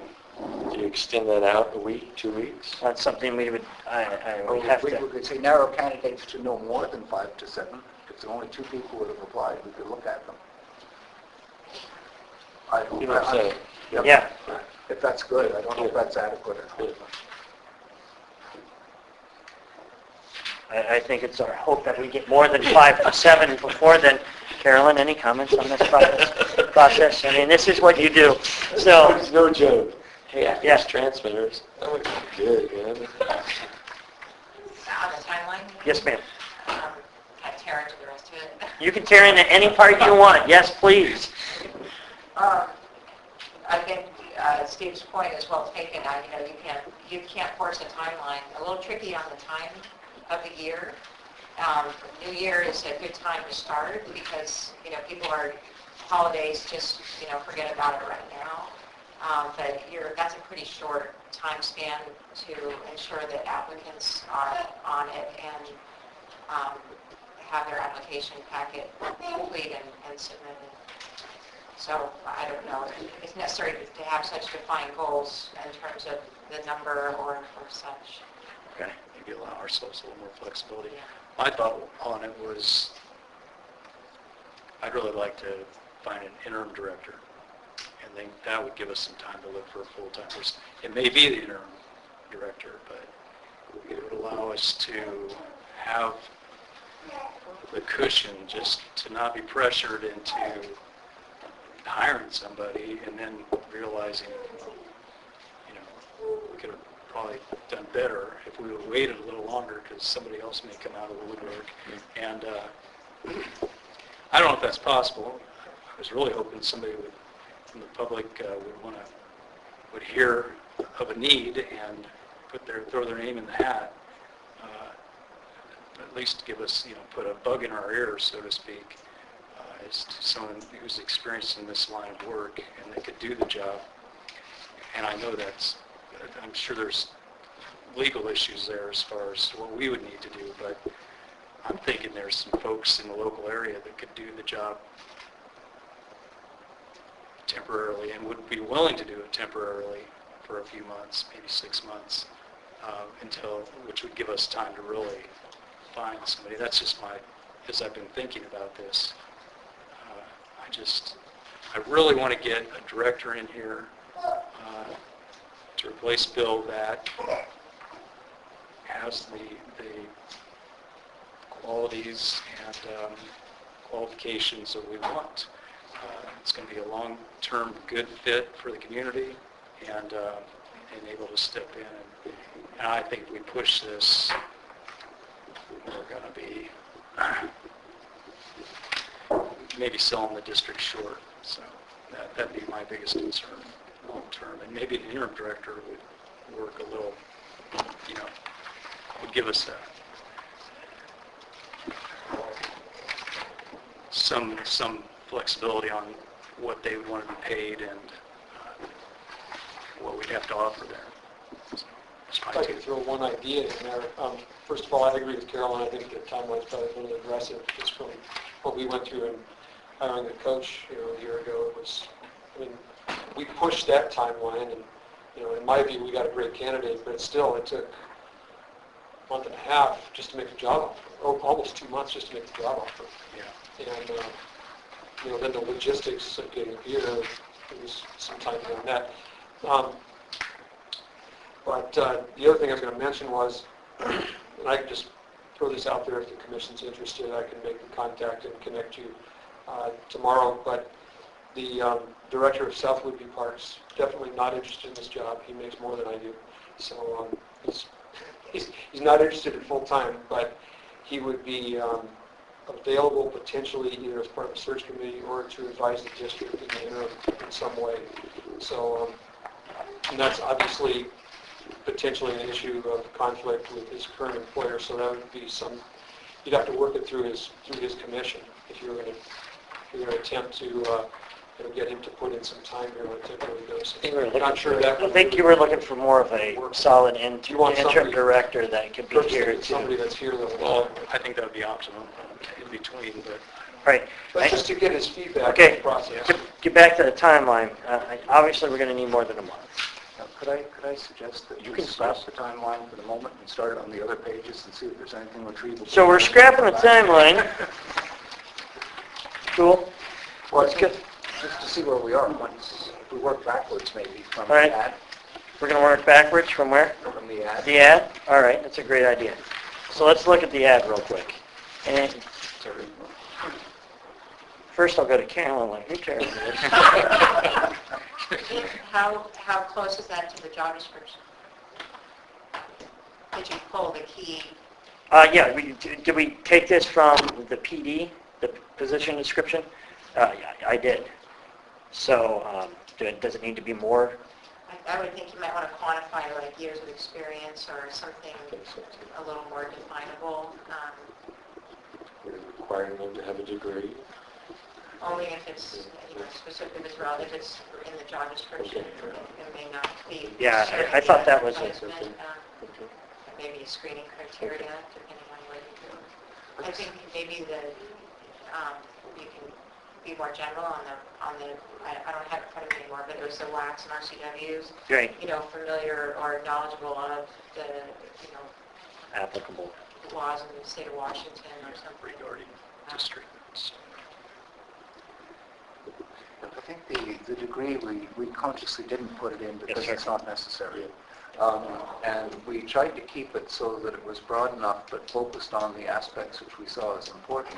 Because maybe a younger person would be a good director if they were brought along in the process, as against maybe a retired person would be a good director, for just the opposite reasons, because they'd be available for it if they wanted to, So we tried to leave that vague, but it doesn't help communicate when people read. Right. If you run online ads, you've got a lot more space for narrative. So if you're looking at candidates outside of the area, you want to sell the beauty of this community and the uniqueness of Whidbey Islands. More it depends on what your target is. If you go beyond Whidbey Island, people need to understand what they've got to offer here. I would put in a lot more about the size. Some of those things that somebody in a leadership position is maybe looking for is like, what is this, like a one lane pool, or like what is there just a little more of a here's a thumbnail of what we are, and they're not going to charge you by the word. It's those days are long gone. You now have a space to write about the organization, a little bit about the position, and you can really tell our story. This beautiful place. Is it legal to ask Carolyn to help us write this? I don't know. I'm going to say this. I think we're pushing our luck. Yeah, I think we are. Carolyn, can you help us? Here's Kelly. what I'm going to say then as our report as a subcommittee, since I'm reporting to myself. I think that the timeline will scrap. I took the aggressive state on the timeline. I'll fall on my sword there. I'm used to having 1,000 candidates like at the drop of a hat, where we actually close our application period after we take in so many applicants, and that's, I live in a very luxurious world there, and I apologize. So the timeline I thought was generous. Obviously, didn't even think about the holidays. So we'll have to look at that.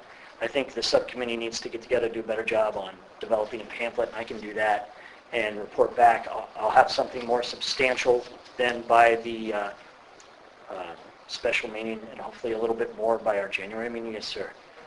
Go ahead. I was wondering if I could suggest, and you did a tremendous job on this. Thanks. Don't apologize for it.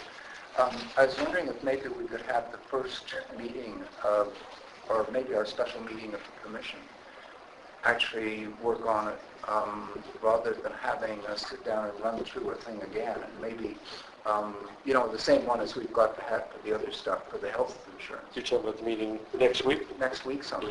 Yeah. And have all of us do this, because these are a lot of good ideas. And what we were looking at it was sort of a procedure. Bang, bang, It would bang, have to be bang, next bang. Friday, by the way. But Christmas is Wednesday. we have to avoid that part of It it. has to be Friday. Dave? Well, Dave, you with me? Yes. Okay, thanks, sir. Are you available for a special meeting on Friday, the 27th of December, to discuss the hiring process and to also to discuss the health insurance? Yes, the Friday the 27th would be fine. Friday, the 27th. Anybody have a conflict that day from the board you could before I do ask the them? following Monday. The following Monday would be too late. Okay, gotcha. Do we have a conflict, please? We're back in the corner. We don't have kids coming in or anything on the class. No, we're okay. It's 27th. Is it good for you, Kirk? I think so. All right.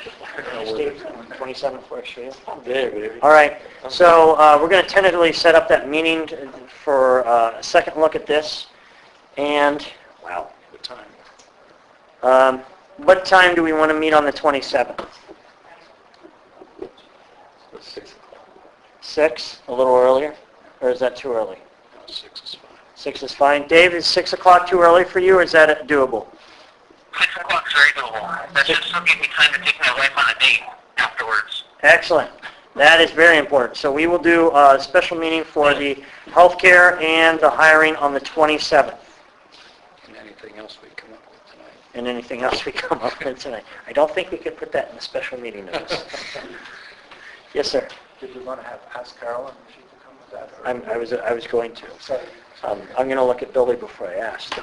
Why- Billy, can I ask you if... We have to ask Carolyn. Okay, I understand that, but it's holidays and family's important. Is it okay with both of you if you come, do you have time, and is it going to conflict with any family things either one of you have during that time on the 27th? If you can.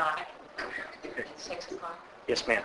We greatly appreciate it. Thanks, Carol. Thank you Take very any help much. we can get. Yeah.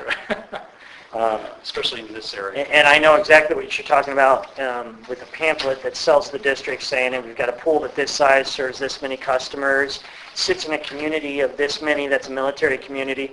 I will try to put that together between now and then. Benefits. That talks about our community, and because we do the same thing Total for... budget, Yep. this is what the operating budget is. And this is what the bond is and all those types of things, and how many employees, seasonal employees and all that. So I'm going to be bugging somebody. Yeah, you, Nicole, between now and then. So to get some numbers from you. So we'll bounce those back and forth. So I'll get more of that together for us next week so we have a better timeline. And as Carolyn said, we'll need to, I think we all agree, we'll need to broaden our timeline, whether it's for an interim director or for a full-time director. We'll have to broaden that time frame for starting after December the 1st. Or, pardon me, January the 1st. Thank you, Alan. Since the subcommittee is reporting on this, we also, I think now is an appropriate time to talk about the transition that is going to start tomorrow after Bill has his last day. We are asking all of our staff and full-time employees to take on some additional duties. as Bill has discussed, and I've discussed with him at certain times, some of our full-time staff are going to take on more duties than others will. And I asked Bill to give us some suggestions on what he thought that breakdown would be. Obviously, we're going to change this to what we feel is appropriate. But in the staff reports, he talked about some succession planning here. We could just use this as a guide. Nicole, who does all the voucher approval, the payroll, and the monthly reports, will be doing that without any help. She won't have anybody to bounce those off of, and is really taking on pretty much the bulk of the paperwork and the accounting and financing.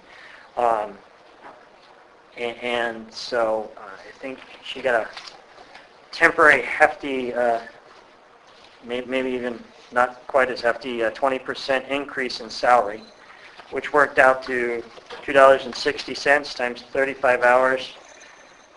2 hours and 60 cents times 35 hours is what? $394 per month. Oh, I see what you did. So an extra $394 a month, which, considering all we're asking you to do, not a whole lot. Erica, how did we say you were going to, let's see, with no supervision, we'll step up in marketing, focus on bringing in additional patrons for sim school.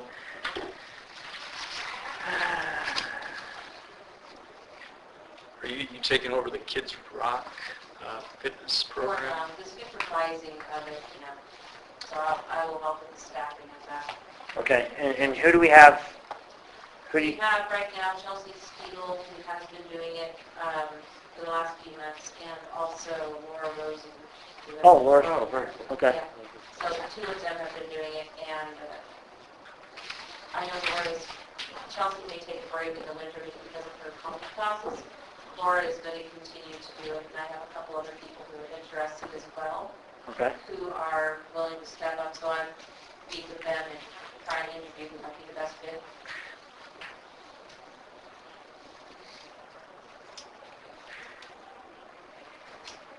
And I'm going to ask the stupid question here. We just made you salary. So that's kind of like, So I guess we saved $555 a month. yeah, so we saved $555 a month there. Sorry. But we don't want you to take on too much extra work besides the 40 hours a week. But we can still adjust that during this time period. We can actually, yeah, we can actually adjust. Much appreciated. Yeah. Maybe here a little bit more. Yes. Okay. Sounds jacked up. Thank you for smiling. All right, so we need to look at how much we're going to, or if we're going to, what we're going to do for each of these individuals. Everybody's got the projected things, projected increases here in front of us. Any questions or comments on any of these from anybody? Dave, got anything on these? I don't have a question. It's just the temporary differential in pay would be merited in the director's abstract. Okay, thank you, sir. Alan?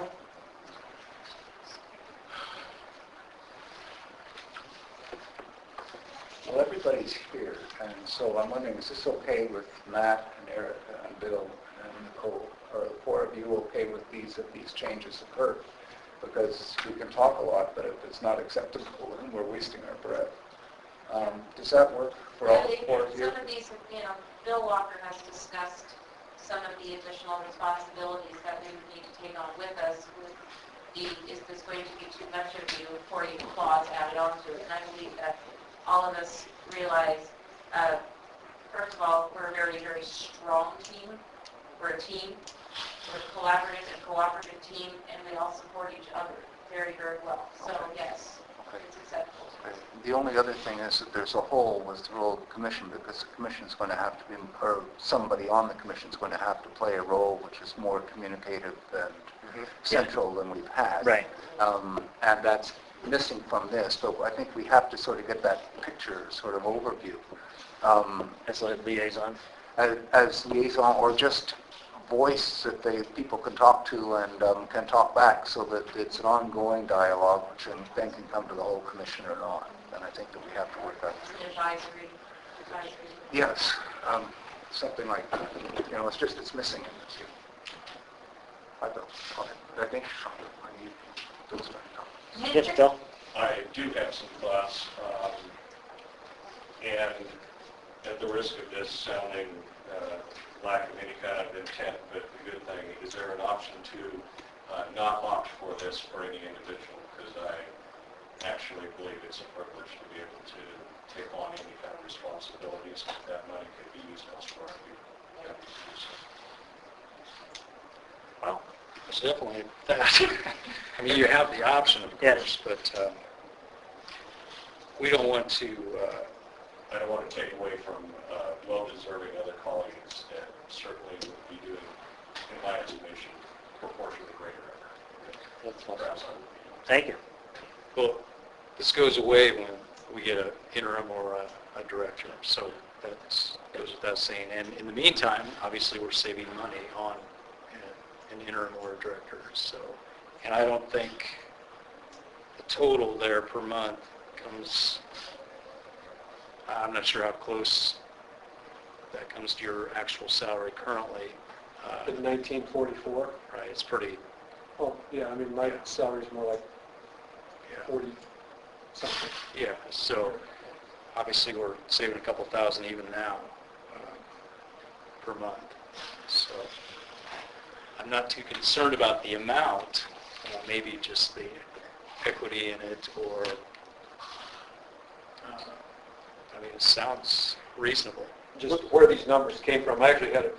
Go ahead. Yeah, I was going to say, what happened last time, as the sole surviving member, the last time we did this, we did I want to say it was percentage increase across the board.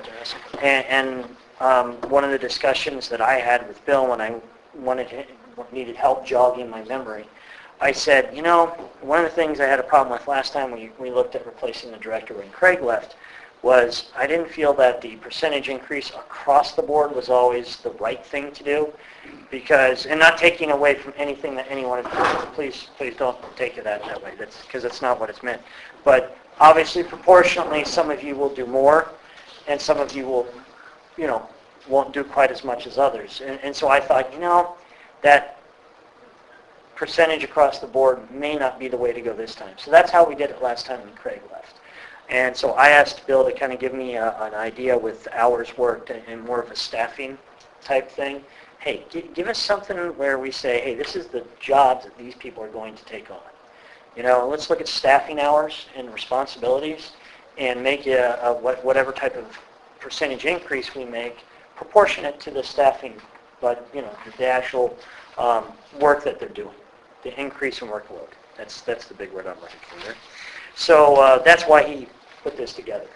And he kept it pretty close as he could. So that's where this comes from. So a little bit of history there. So I'm trying to figure out with this public act, you know, Open Meetings Act and stuff, how we can have a chat like what Bill just said. How we can have a chat with the people that are involved to make sure that we're hitting where their comfort zone is or what they would like to contribute, or, you know, so we can craft it individually. And I'm asking us in process because I don't know. We can, in executive session, we can talk about this. Yeah, but can we talk with the four of them about it and then come out with our conclusion? We can talk with them in executive session. We cannot make any decision in executive session, and I would have to review the WAC real quick. Oh, yeah. I do not believe, It's not on the record. I didn't think it was. I don't think we can talk about salaries behind closed doors. So So it's really hard. I'm pretty sure you've got to do like We Bill can. did and said, You can't make a decision. decision behind closed doors. But we can talk about individual salaries behind closed doors. So we could take an executive session real quick for 10 minutes, 20 minutes, but one by one talk to them individually in there. Yeah. We cannot make a decision in there. They can't say, hey, this is what I I'm... don't think it's fair to them to have to talk about the salary things and whether they're going to be generous or not in public without having a chance to sort of just say what they're thinking themselves. Behind closed doors. Behind closed doors. So I have a motion made to go to executive session, which I actually don't have to have them. I don't know, it's just a matter of we can come out and deal with it later, but then no Yeah. one's embarrassed, that's all. No.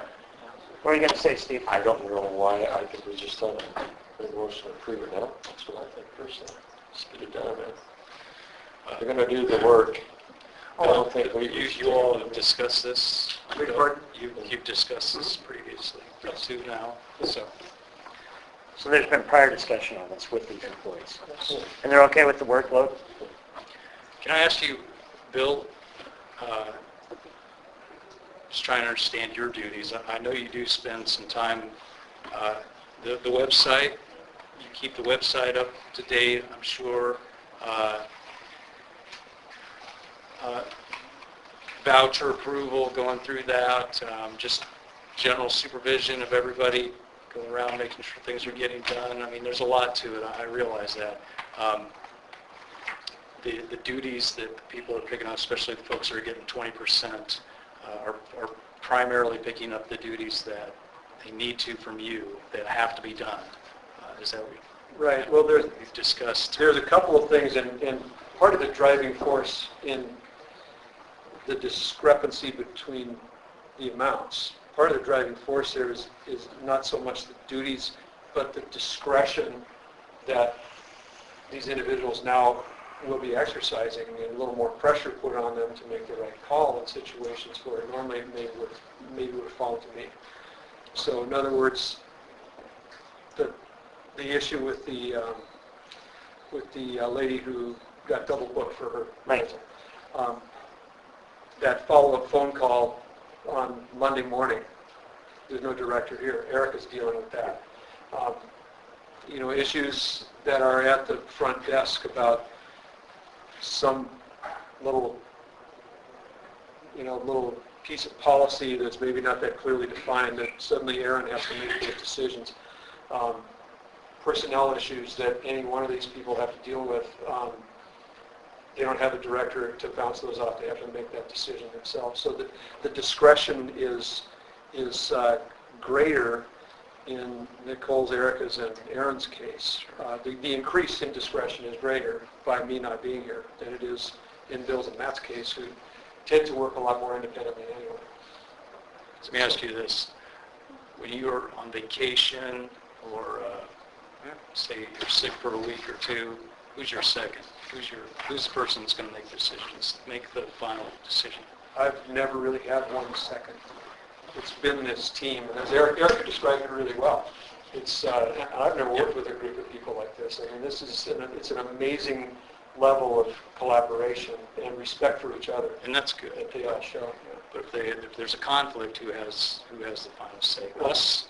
That's Comes to us? we would have to come to the commission. Yeah. Okay. And that's where the point person would hear the concerns, correct me if I'm wrong now, this is what you're saying, the point person who we decide who it's going to be, will hear the concerns and then say, hey guys, we need to have a special meeting, and will this day work? Because that person can't make a decision on their own. The commissioner can't make a decision on their own. We'd have to actually call a special meeting, give 24-hour public notice, and then and we'd have to inform whomever that they're going to have to wait until we have a commission, have a special meeting. Yes? This team also advises each other. I would hope you do that before you talk to the point. Absolutely, and I mean, we do it even now, because we know that Bill's been in a transition. So yeah, we'll run things by him. But if I have something that I'm just not 100% sure on, I'll run it by Bill Patterson, or I'll run it by Nicole, and vice versa. We obviously know things that we just cannot share, confidentiality and so on. But amongst us, we are able to sit down and say, you know what, you may want to look at this, from a different angle. And as a team, we are able and do regularly do this, whether it be anything from a policy change to adding or subtracting a program, to maybe an expense that we could maybe spend now, or something that you think you could wait a couple of months before you do that. You know, and that's where I may run something by Nicole. And that is how this team operates. It operates as a unit. Conflicts, they have, in the history that this team has worked together, not arisen. We've been able to sit down and say, hey, you know what, we need to look at this a different way.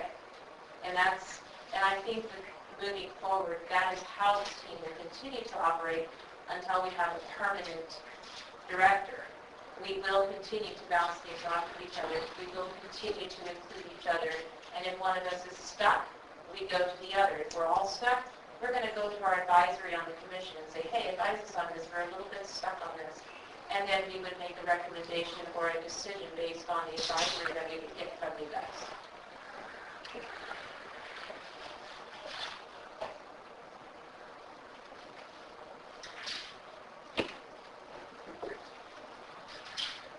Quick question, pay periods. When is the end?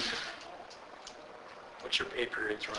Pay period ends on the 15th and the last day of the month, and then the paycheck comes out the following 15th and the last day of the month. So we're right in the middle of a pay period to try to make these adjustments. How hard is it to adjust salaries or hourly wage? Who does that? In the middle of the pay period? Nicole. You got that? That's doable in the middle of the pay period, right? Okay. So it's a manual adjustment that you have to make.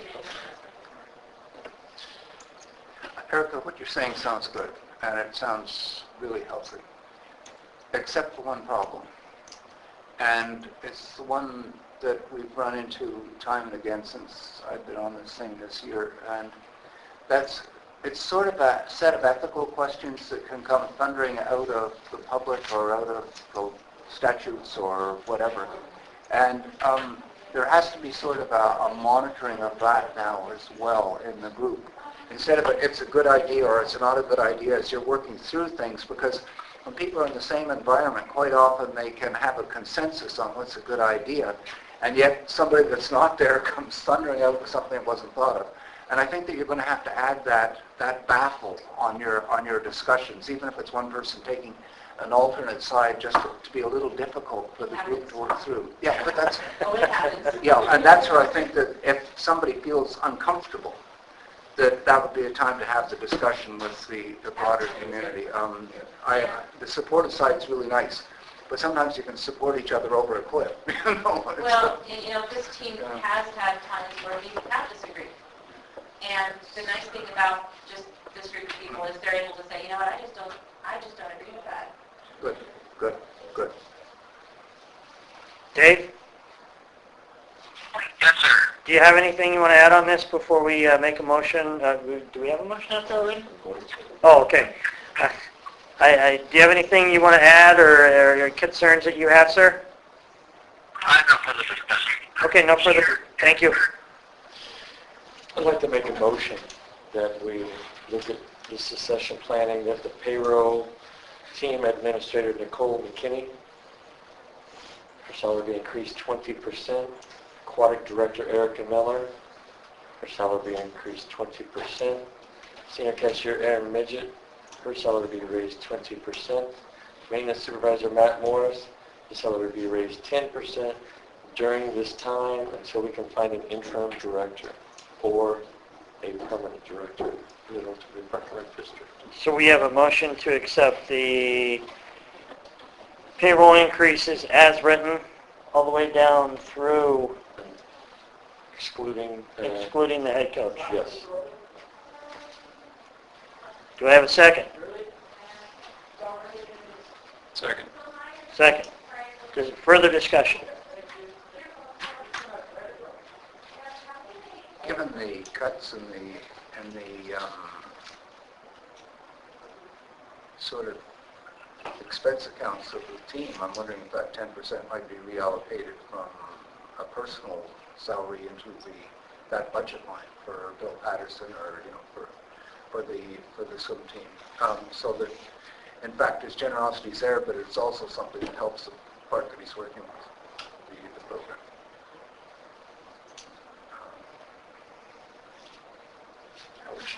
Well, just by, that's where I like to talk about it, to try and figure it out.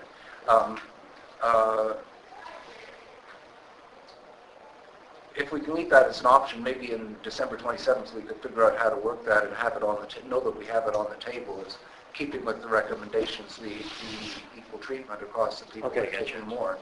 And we'll try and figure out how to do that in a motion on the 27th, if that would be good. So we'll revisit that. We'll revisit it then. Okay. That would be Okay. Because I don't know how to do it right now, so it's neat. Okay. Make that a point of order just on that. It's $1,944 is not in the budget right now. So these suggestions on pay increases would be a budget exception already. No, that's right, but they come out of what would have been your salary. Right, we can amend within the same group. Right, the assumption, if you remember last time, when you passed the budget, the assumption was that there was going to be no director for the first 2 months. So there's no allocation in January for a director. Well, in that case, we'll have to do that because none of the others would work either then. Good, it's a great suggestion to, I mean, if Bill's going to sacrifice this benefit that was going to be offered to him by the commission, then it would be great to allocate that in the right spots. Just equal treatment of things that don't exist. Mm-hmm. You know, we'll have to figure out how to make them exist. Further discussion? Dave? No. Steve? No. No further discussion. All in favor of passing the increases for payroll while the director position is unfilled? All the ayes? Aye. Aye. The motion passes unanimously. Real quick, let's talk about a point person on the board. Would this person interface with these guys on an as-needed basis? Yes. You know, I would like to volunteer to be that person because I'm here pretty much every day. Awesome. And I think I have a good relationship with each one of them. Are you guys comfortable with that? Absolutely. Okay. Okay. We have a volunteer. Steve, anybody have any issues with that? I think as the chair, I'm allowed to appoint somebody, aren't I? So I can appoint a subcommittee. I believe I can appoint a designee. So I can appoint a designee as a point person. Steve, in the absence of the director, you will be the designee for the board to the 4 employees that have taken on the 5. Thank you very much. Is it kosher for me to give them my home phone, cell phone? No. I'll I want you to have public record. Give it all to you. Give it all to you. Thank you. All right. So we're done with the subcommittee report. We'll revisit that on the special meeting on December 27th at 6 o'clock. Well, last bit of new business is questions concerning vouchers 5796, 5919, and 5939.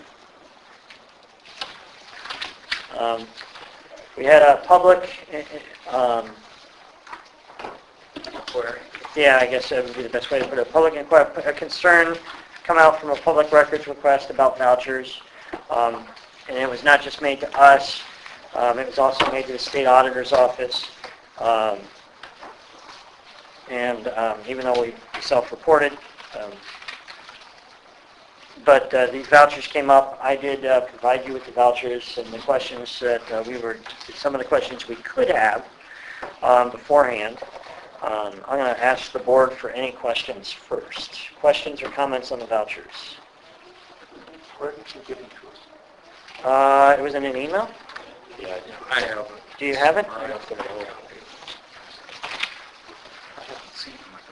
Oh, you haven't seen it? The problem with it mostly was when it was submitted. It was submitted in July for expenses that occurred in March. Mm-hmm. And it was over a 3-day period according to the voucher dates for what appeared to be two 400-mile trips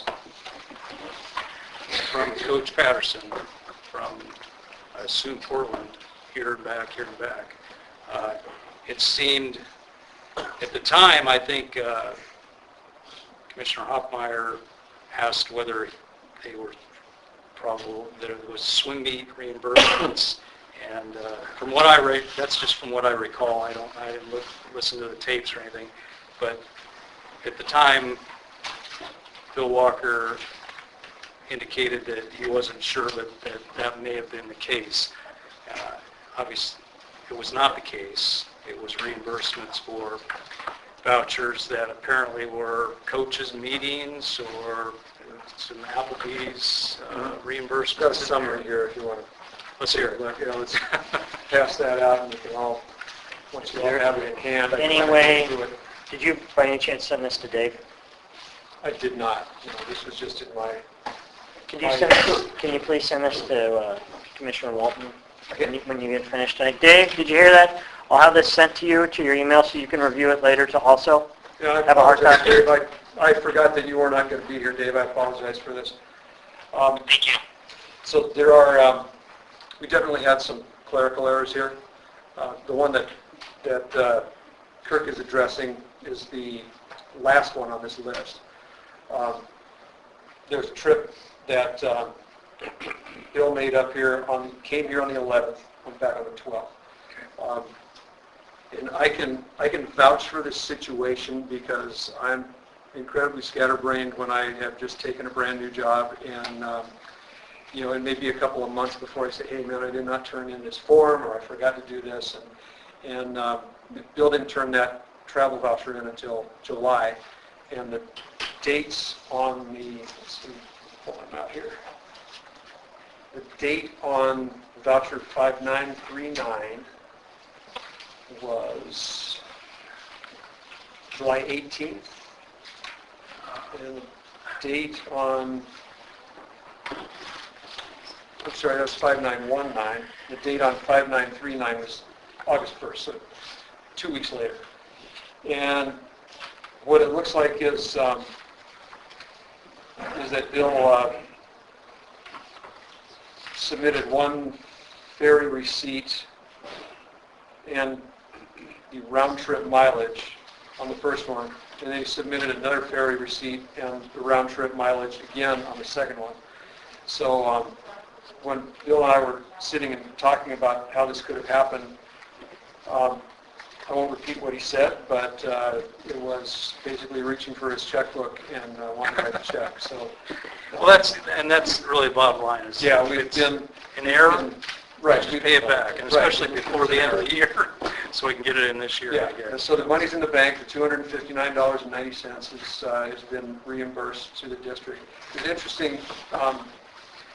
One of the issues I know in the question from the member of the public was why is the mileage different on the two? It was off by a few miles on the two vouchers, and if you take actual mileage on your odometer on a trip, maybe you got lost when you stopped for gas or whatever, and it's going to come out 9 or 10 miles different, which is about what it was. So I'm sure that was the explanation. But the rest of the story here, and just to address some of the other questions, and by the way, in the employee handbook, it does address prospective employees in the interview process for director and head coach, and we do reimburse for travel for people in that situation. There was a trip for Bill's initial interview. We paid for one night in a hotel. That was $101.84 on the first item on the list I just gave you. On February 2nd, he came up and spent 2 nights. The 2 nights was required because of his training schedule, the team he was coaching at the time. He couldn't leave till late morning or early afternoon, so he got here in the afternoon, spent that first night after having a meeting with me. The next day, he spent, actually there was another meeting with me, planning session, and he interviewed Colleen Brannigan on that day. And then he actually did spend a little bit of time looking for a place to live. And then spent another night in a hotel, had more meetings with the senior staff on that following morning, which was a Monday. And then he headed back that day. So that was 2 nights in the hotel and $291.54 for mileage. And then on February 25th, He came up just for the day, did not spend the night. Up and back the same day, basically just met with Steve Witcher, observed practice. He was sort of incognito at the time. He didn't want to create a scene, cause a disturbance. Came up, met with Steve Witcher around noon that day, sat in, watched practice for a couple hours, and went home. So that summarizes, along with the March 11th trip, that summarizes the travel. You might note there was no per diem meal allowance paid to Bill at any time during the 4 trips. The only additional things that we covered besides the hotel and the mileage were the round trip on the ferry. And then I had pre-approved him taking the assistant coach staff out to lunch at Applebee's, looking through our policies. This is an interesting piece of discussion. As soon as I got a copy of all this, I handed it to the auditor, who just happened to be here that day. I said, you're probably going to hear about this, so let's go through this thing one thing at a time. His issue was not that spending $133 of taxpayer money at Applebee's was wrong. It was that we don't have a policy for that. There's really nothing in our employee handbook or policies that I could locate. I could be wrong about this, but he couldn't find it, and I couldn't find it, that there's any policy at all. So if you note generally what my experience with the auditors, both in the fraud investigation that was recently concluded and in the just yesterday completed biennial audit, they not only look at any laws that might have been violated, but they focus even more clearly on what our internal policies are. And if they find, as they did with the fraud investigation, they couldn't identify any fraud because there was no internal control. And if a district has tight enough internal controls, then that's when they can say, you blew it here, you made an error here, you violated that there. And when we have no policy on whether a coach can take his fellow coaches out to lunch, then that becomes a, hey, maybe that was a misuse or an inappropriate spending of that budget item for the swim team. But on the other hand, it'd be better if you had a policy for it. So that's, to me, that's the explanation of what happened here. So you may have further questions at this point. Questions? Dave, do you have any questions, sir? I do not have any questions. Okay. Alan? No, I don't. Correct. So it's been reimbursed, the overcharge for the one trip. And again, I think you have a point where if it's not,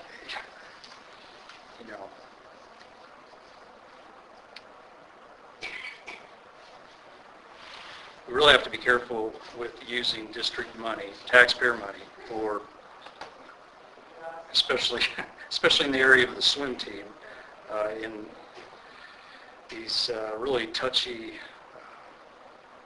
and sensitive areas, especially after all the turmoil that's happened this year.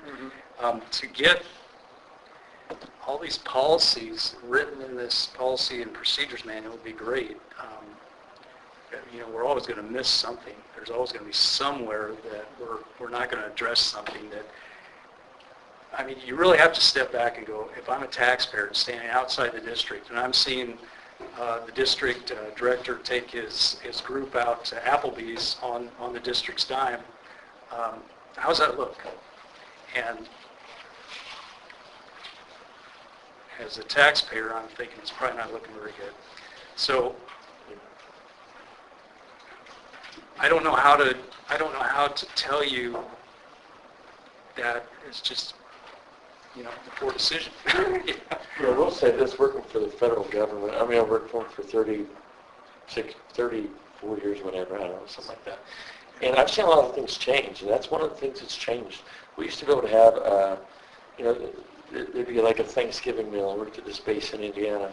You had 5,000 civilians, and they'd buy turkey for everybody, man. They'd bring it in, and they took care of you. Not anymore, man. That is not happening.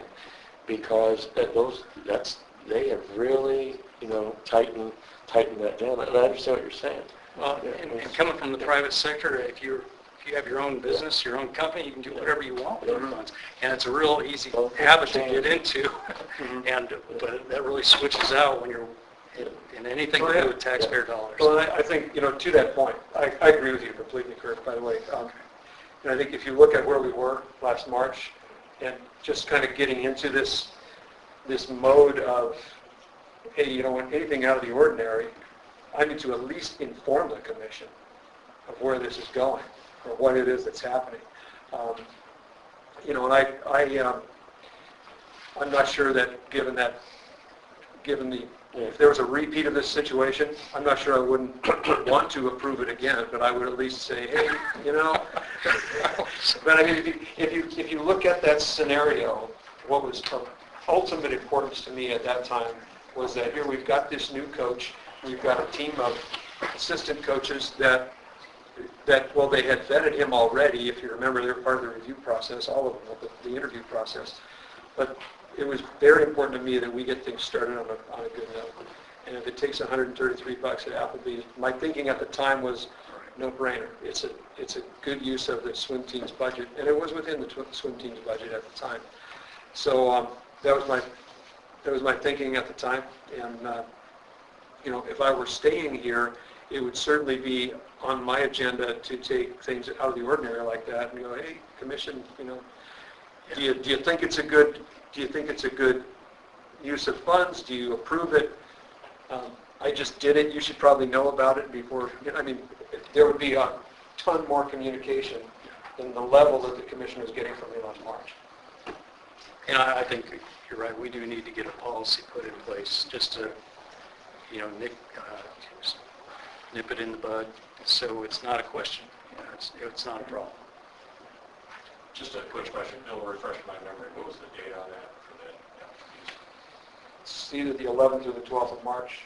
One of those, yeah. My first day was April 1st. Mm-hmm. So I was not an employee. Right. So could you be reimbursed? Part of transitioning and taking on the role is the unified jail. So I think what's done is done. But yeah, if you're not an employee, I don't see how we can reimburse you for this. But if the director's building his team, it's an appropriate use of the money to have a dinner where you're going to actually introduce them.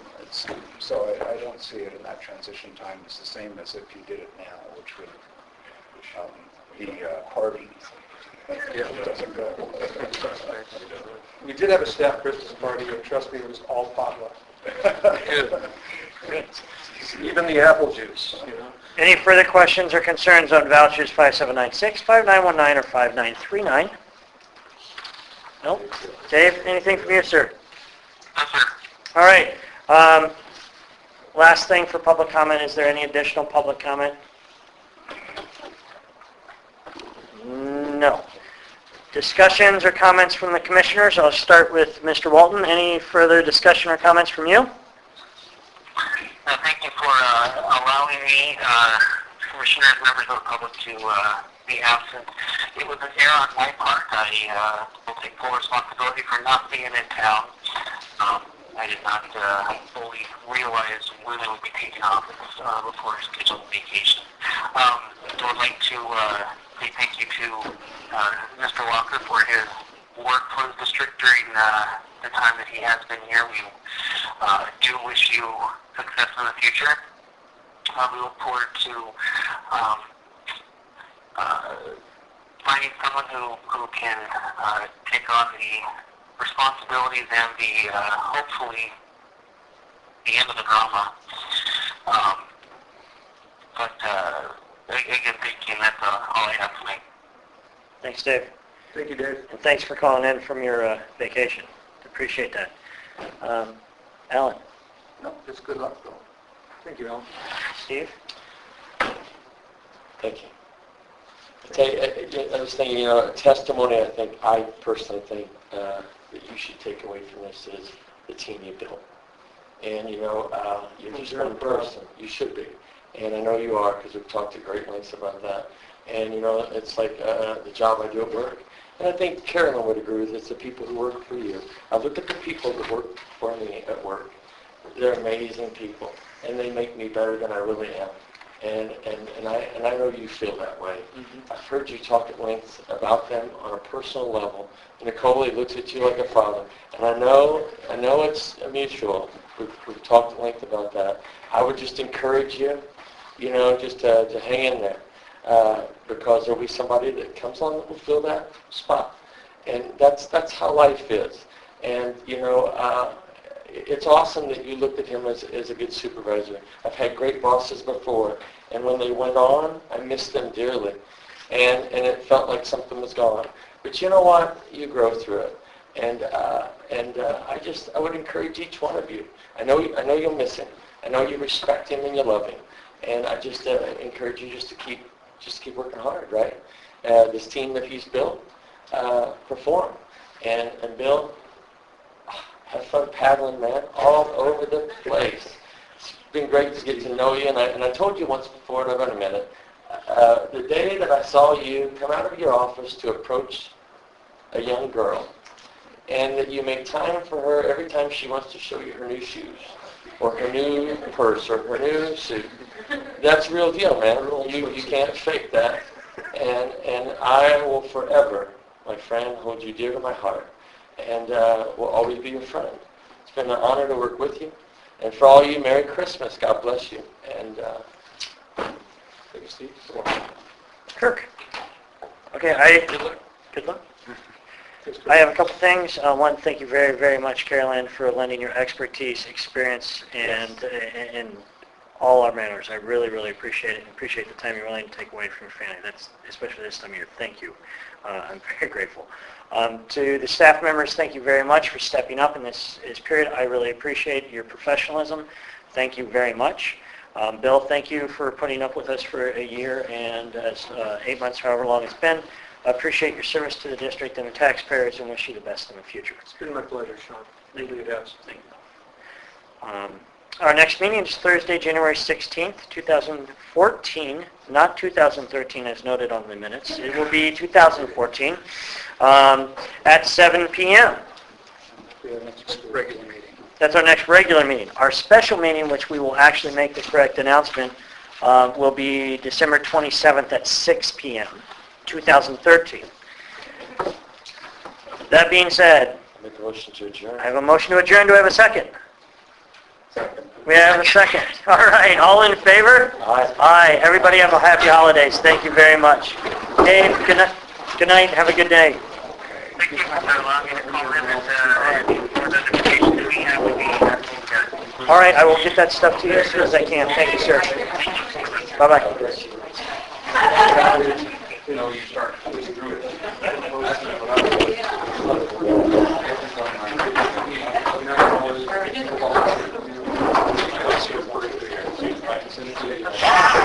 No, we don't.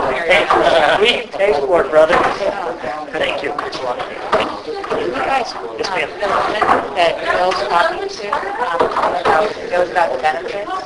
You have her, if she will, have her call me at work. Here's my work number, and so that I can talk to her about before that meeting, so I can better understand your plan options, kind of what she's operating under, what she's recommending. Thank you so much. And, but if she thinks that makes sense, it's fine.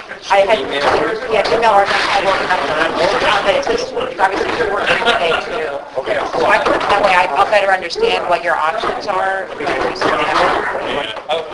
talking with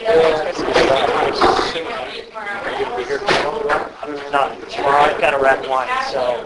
Yeah, amazing. That's awesome. Thank you, Kurt. Dave, how are you, sir? Doing well. Two things.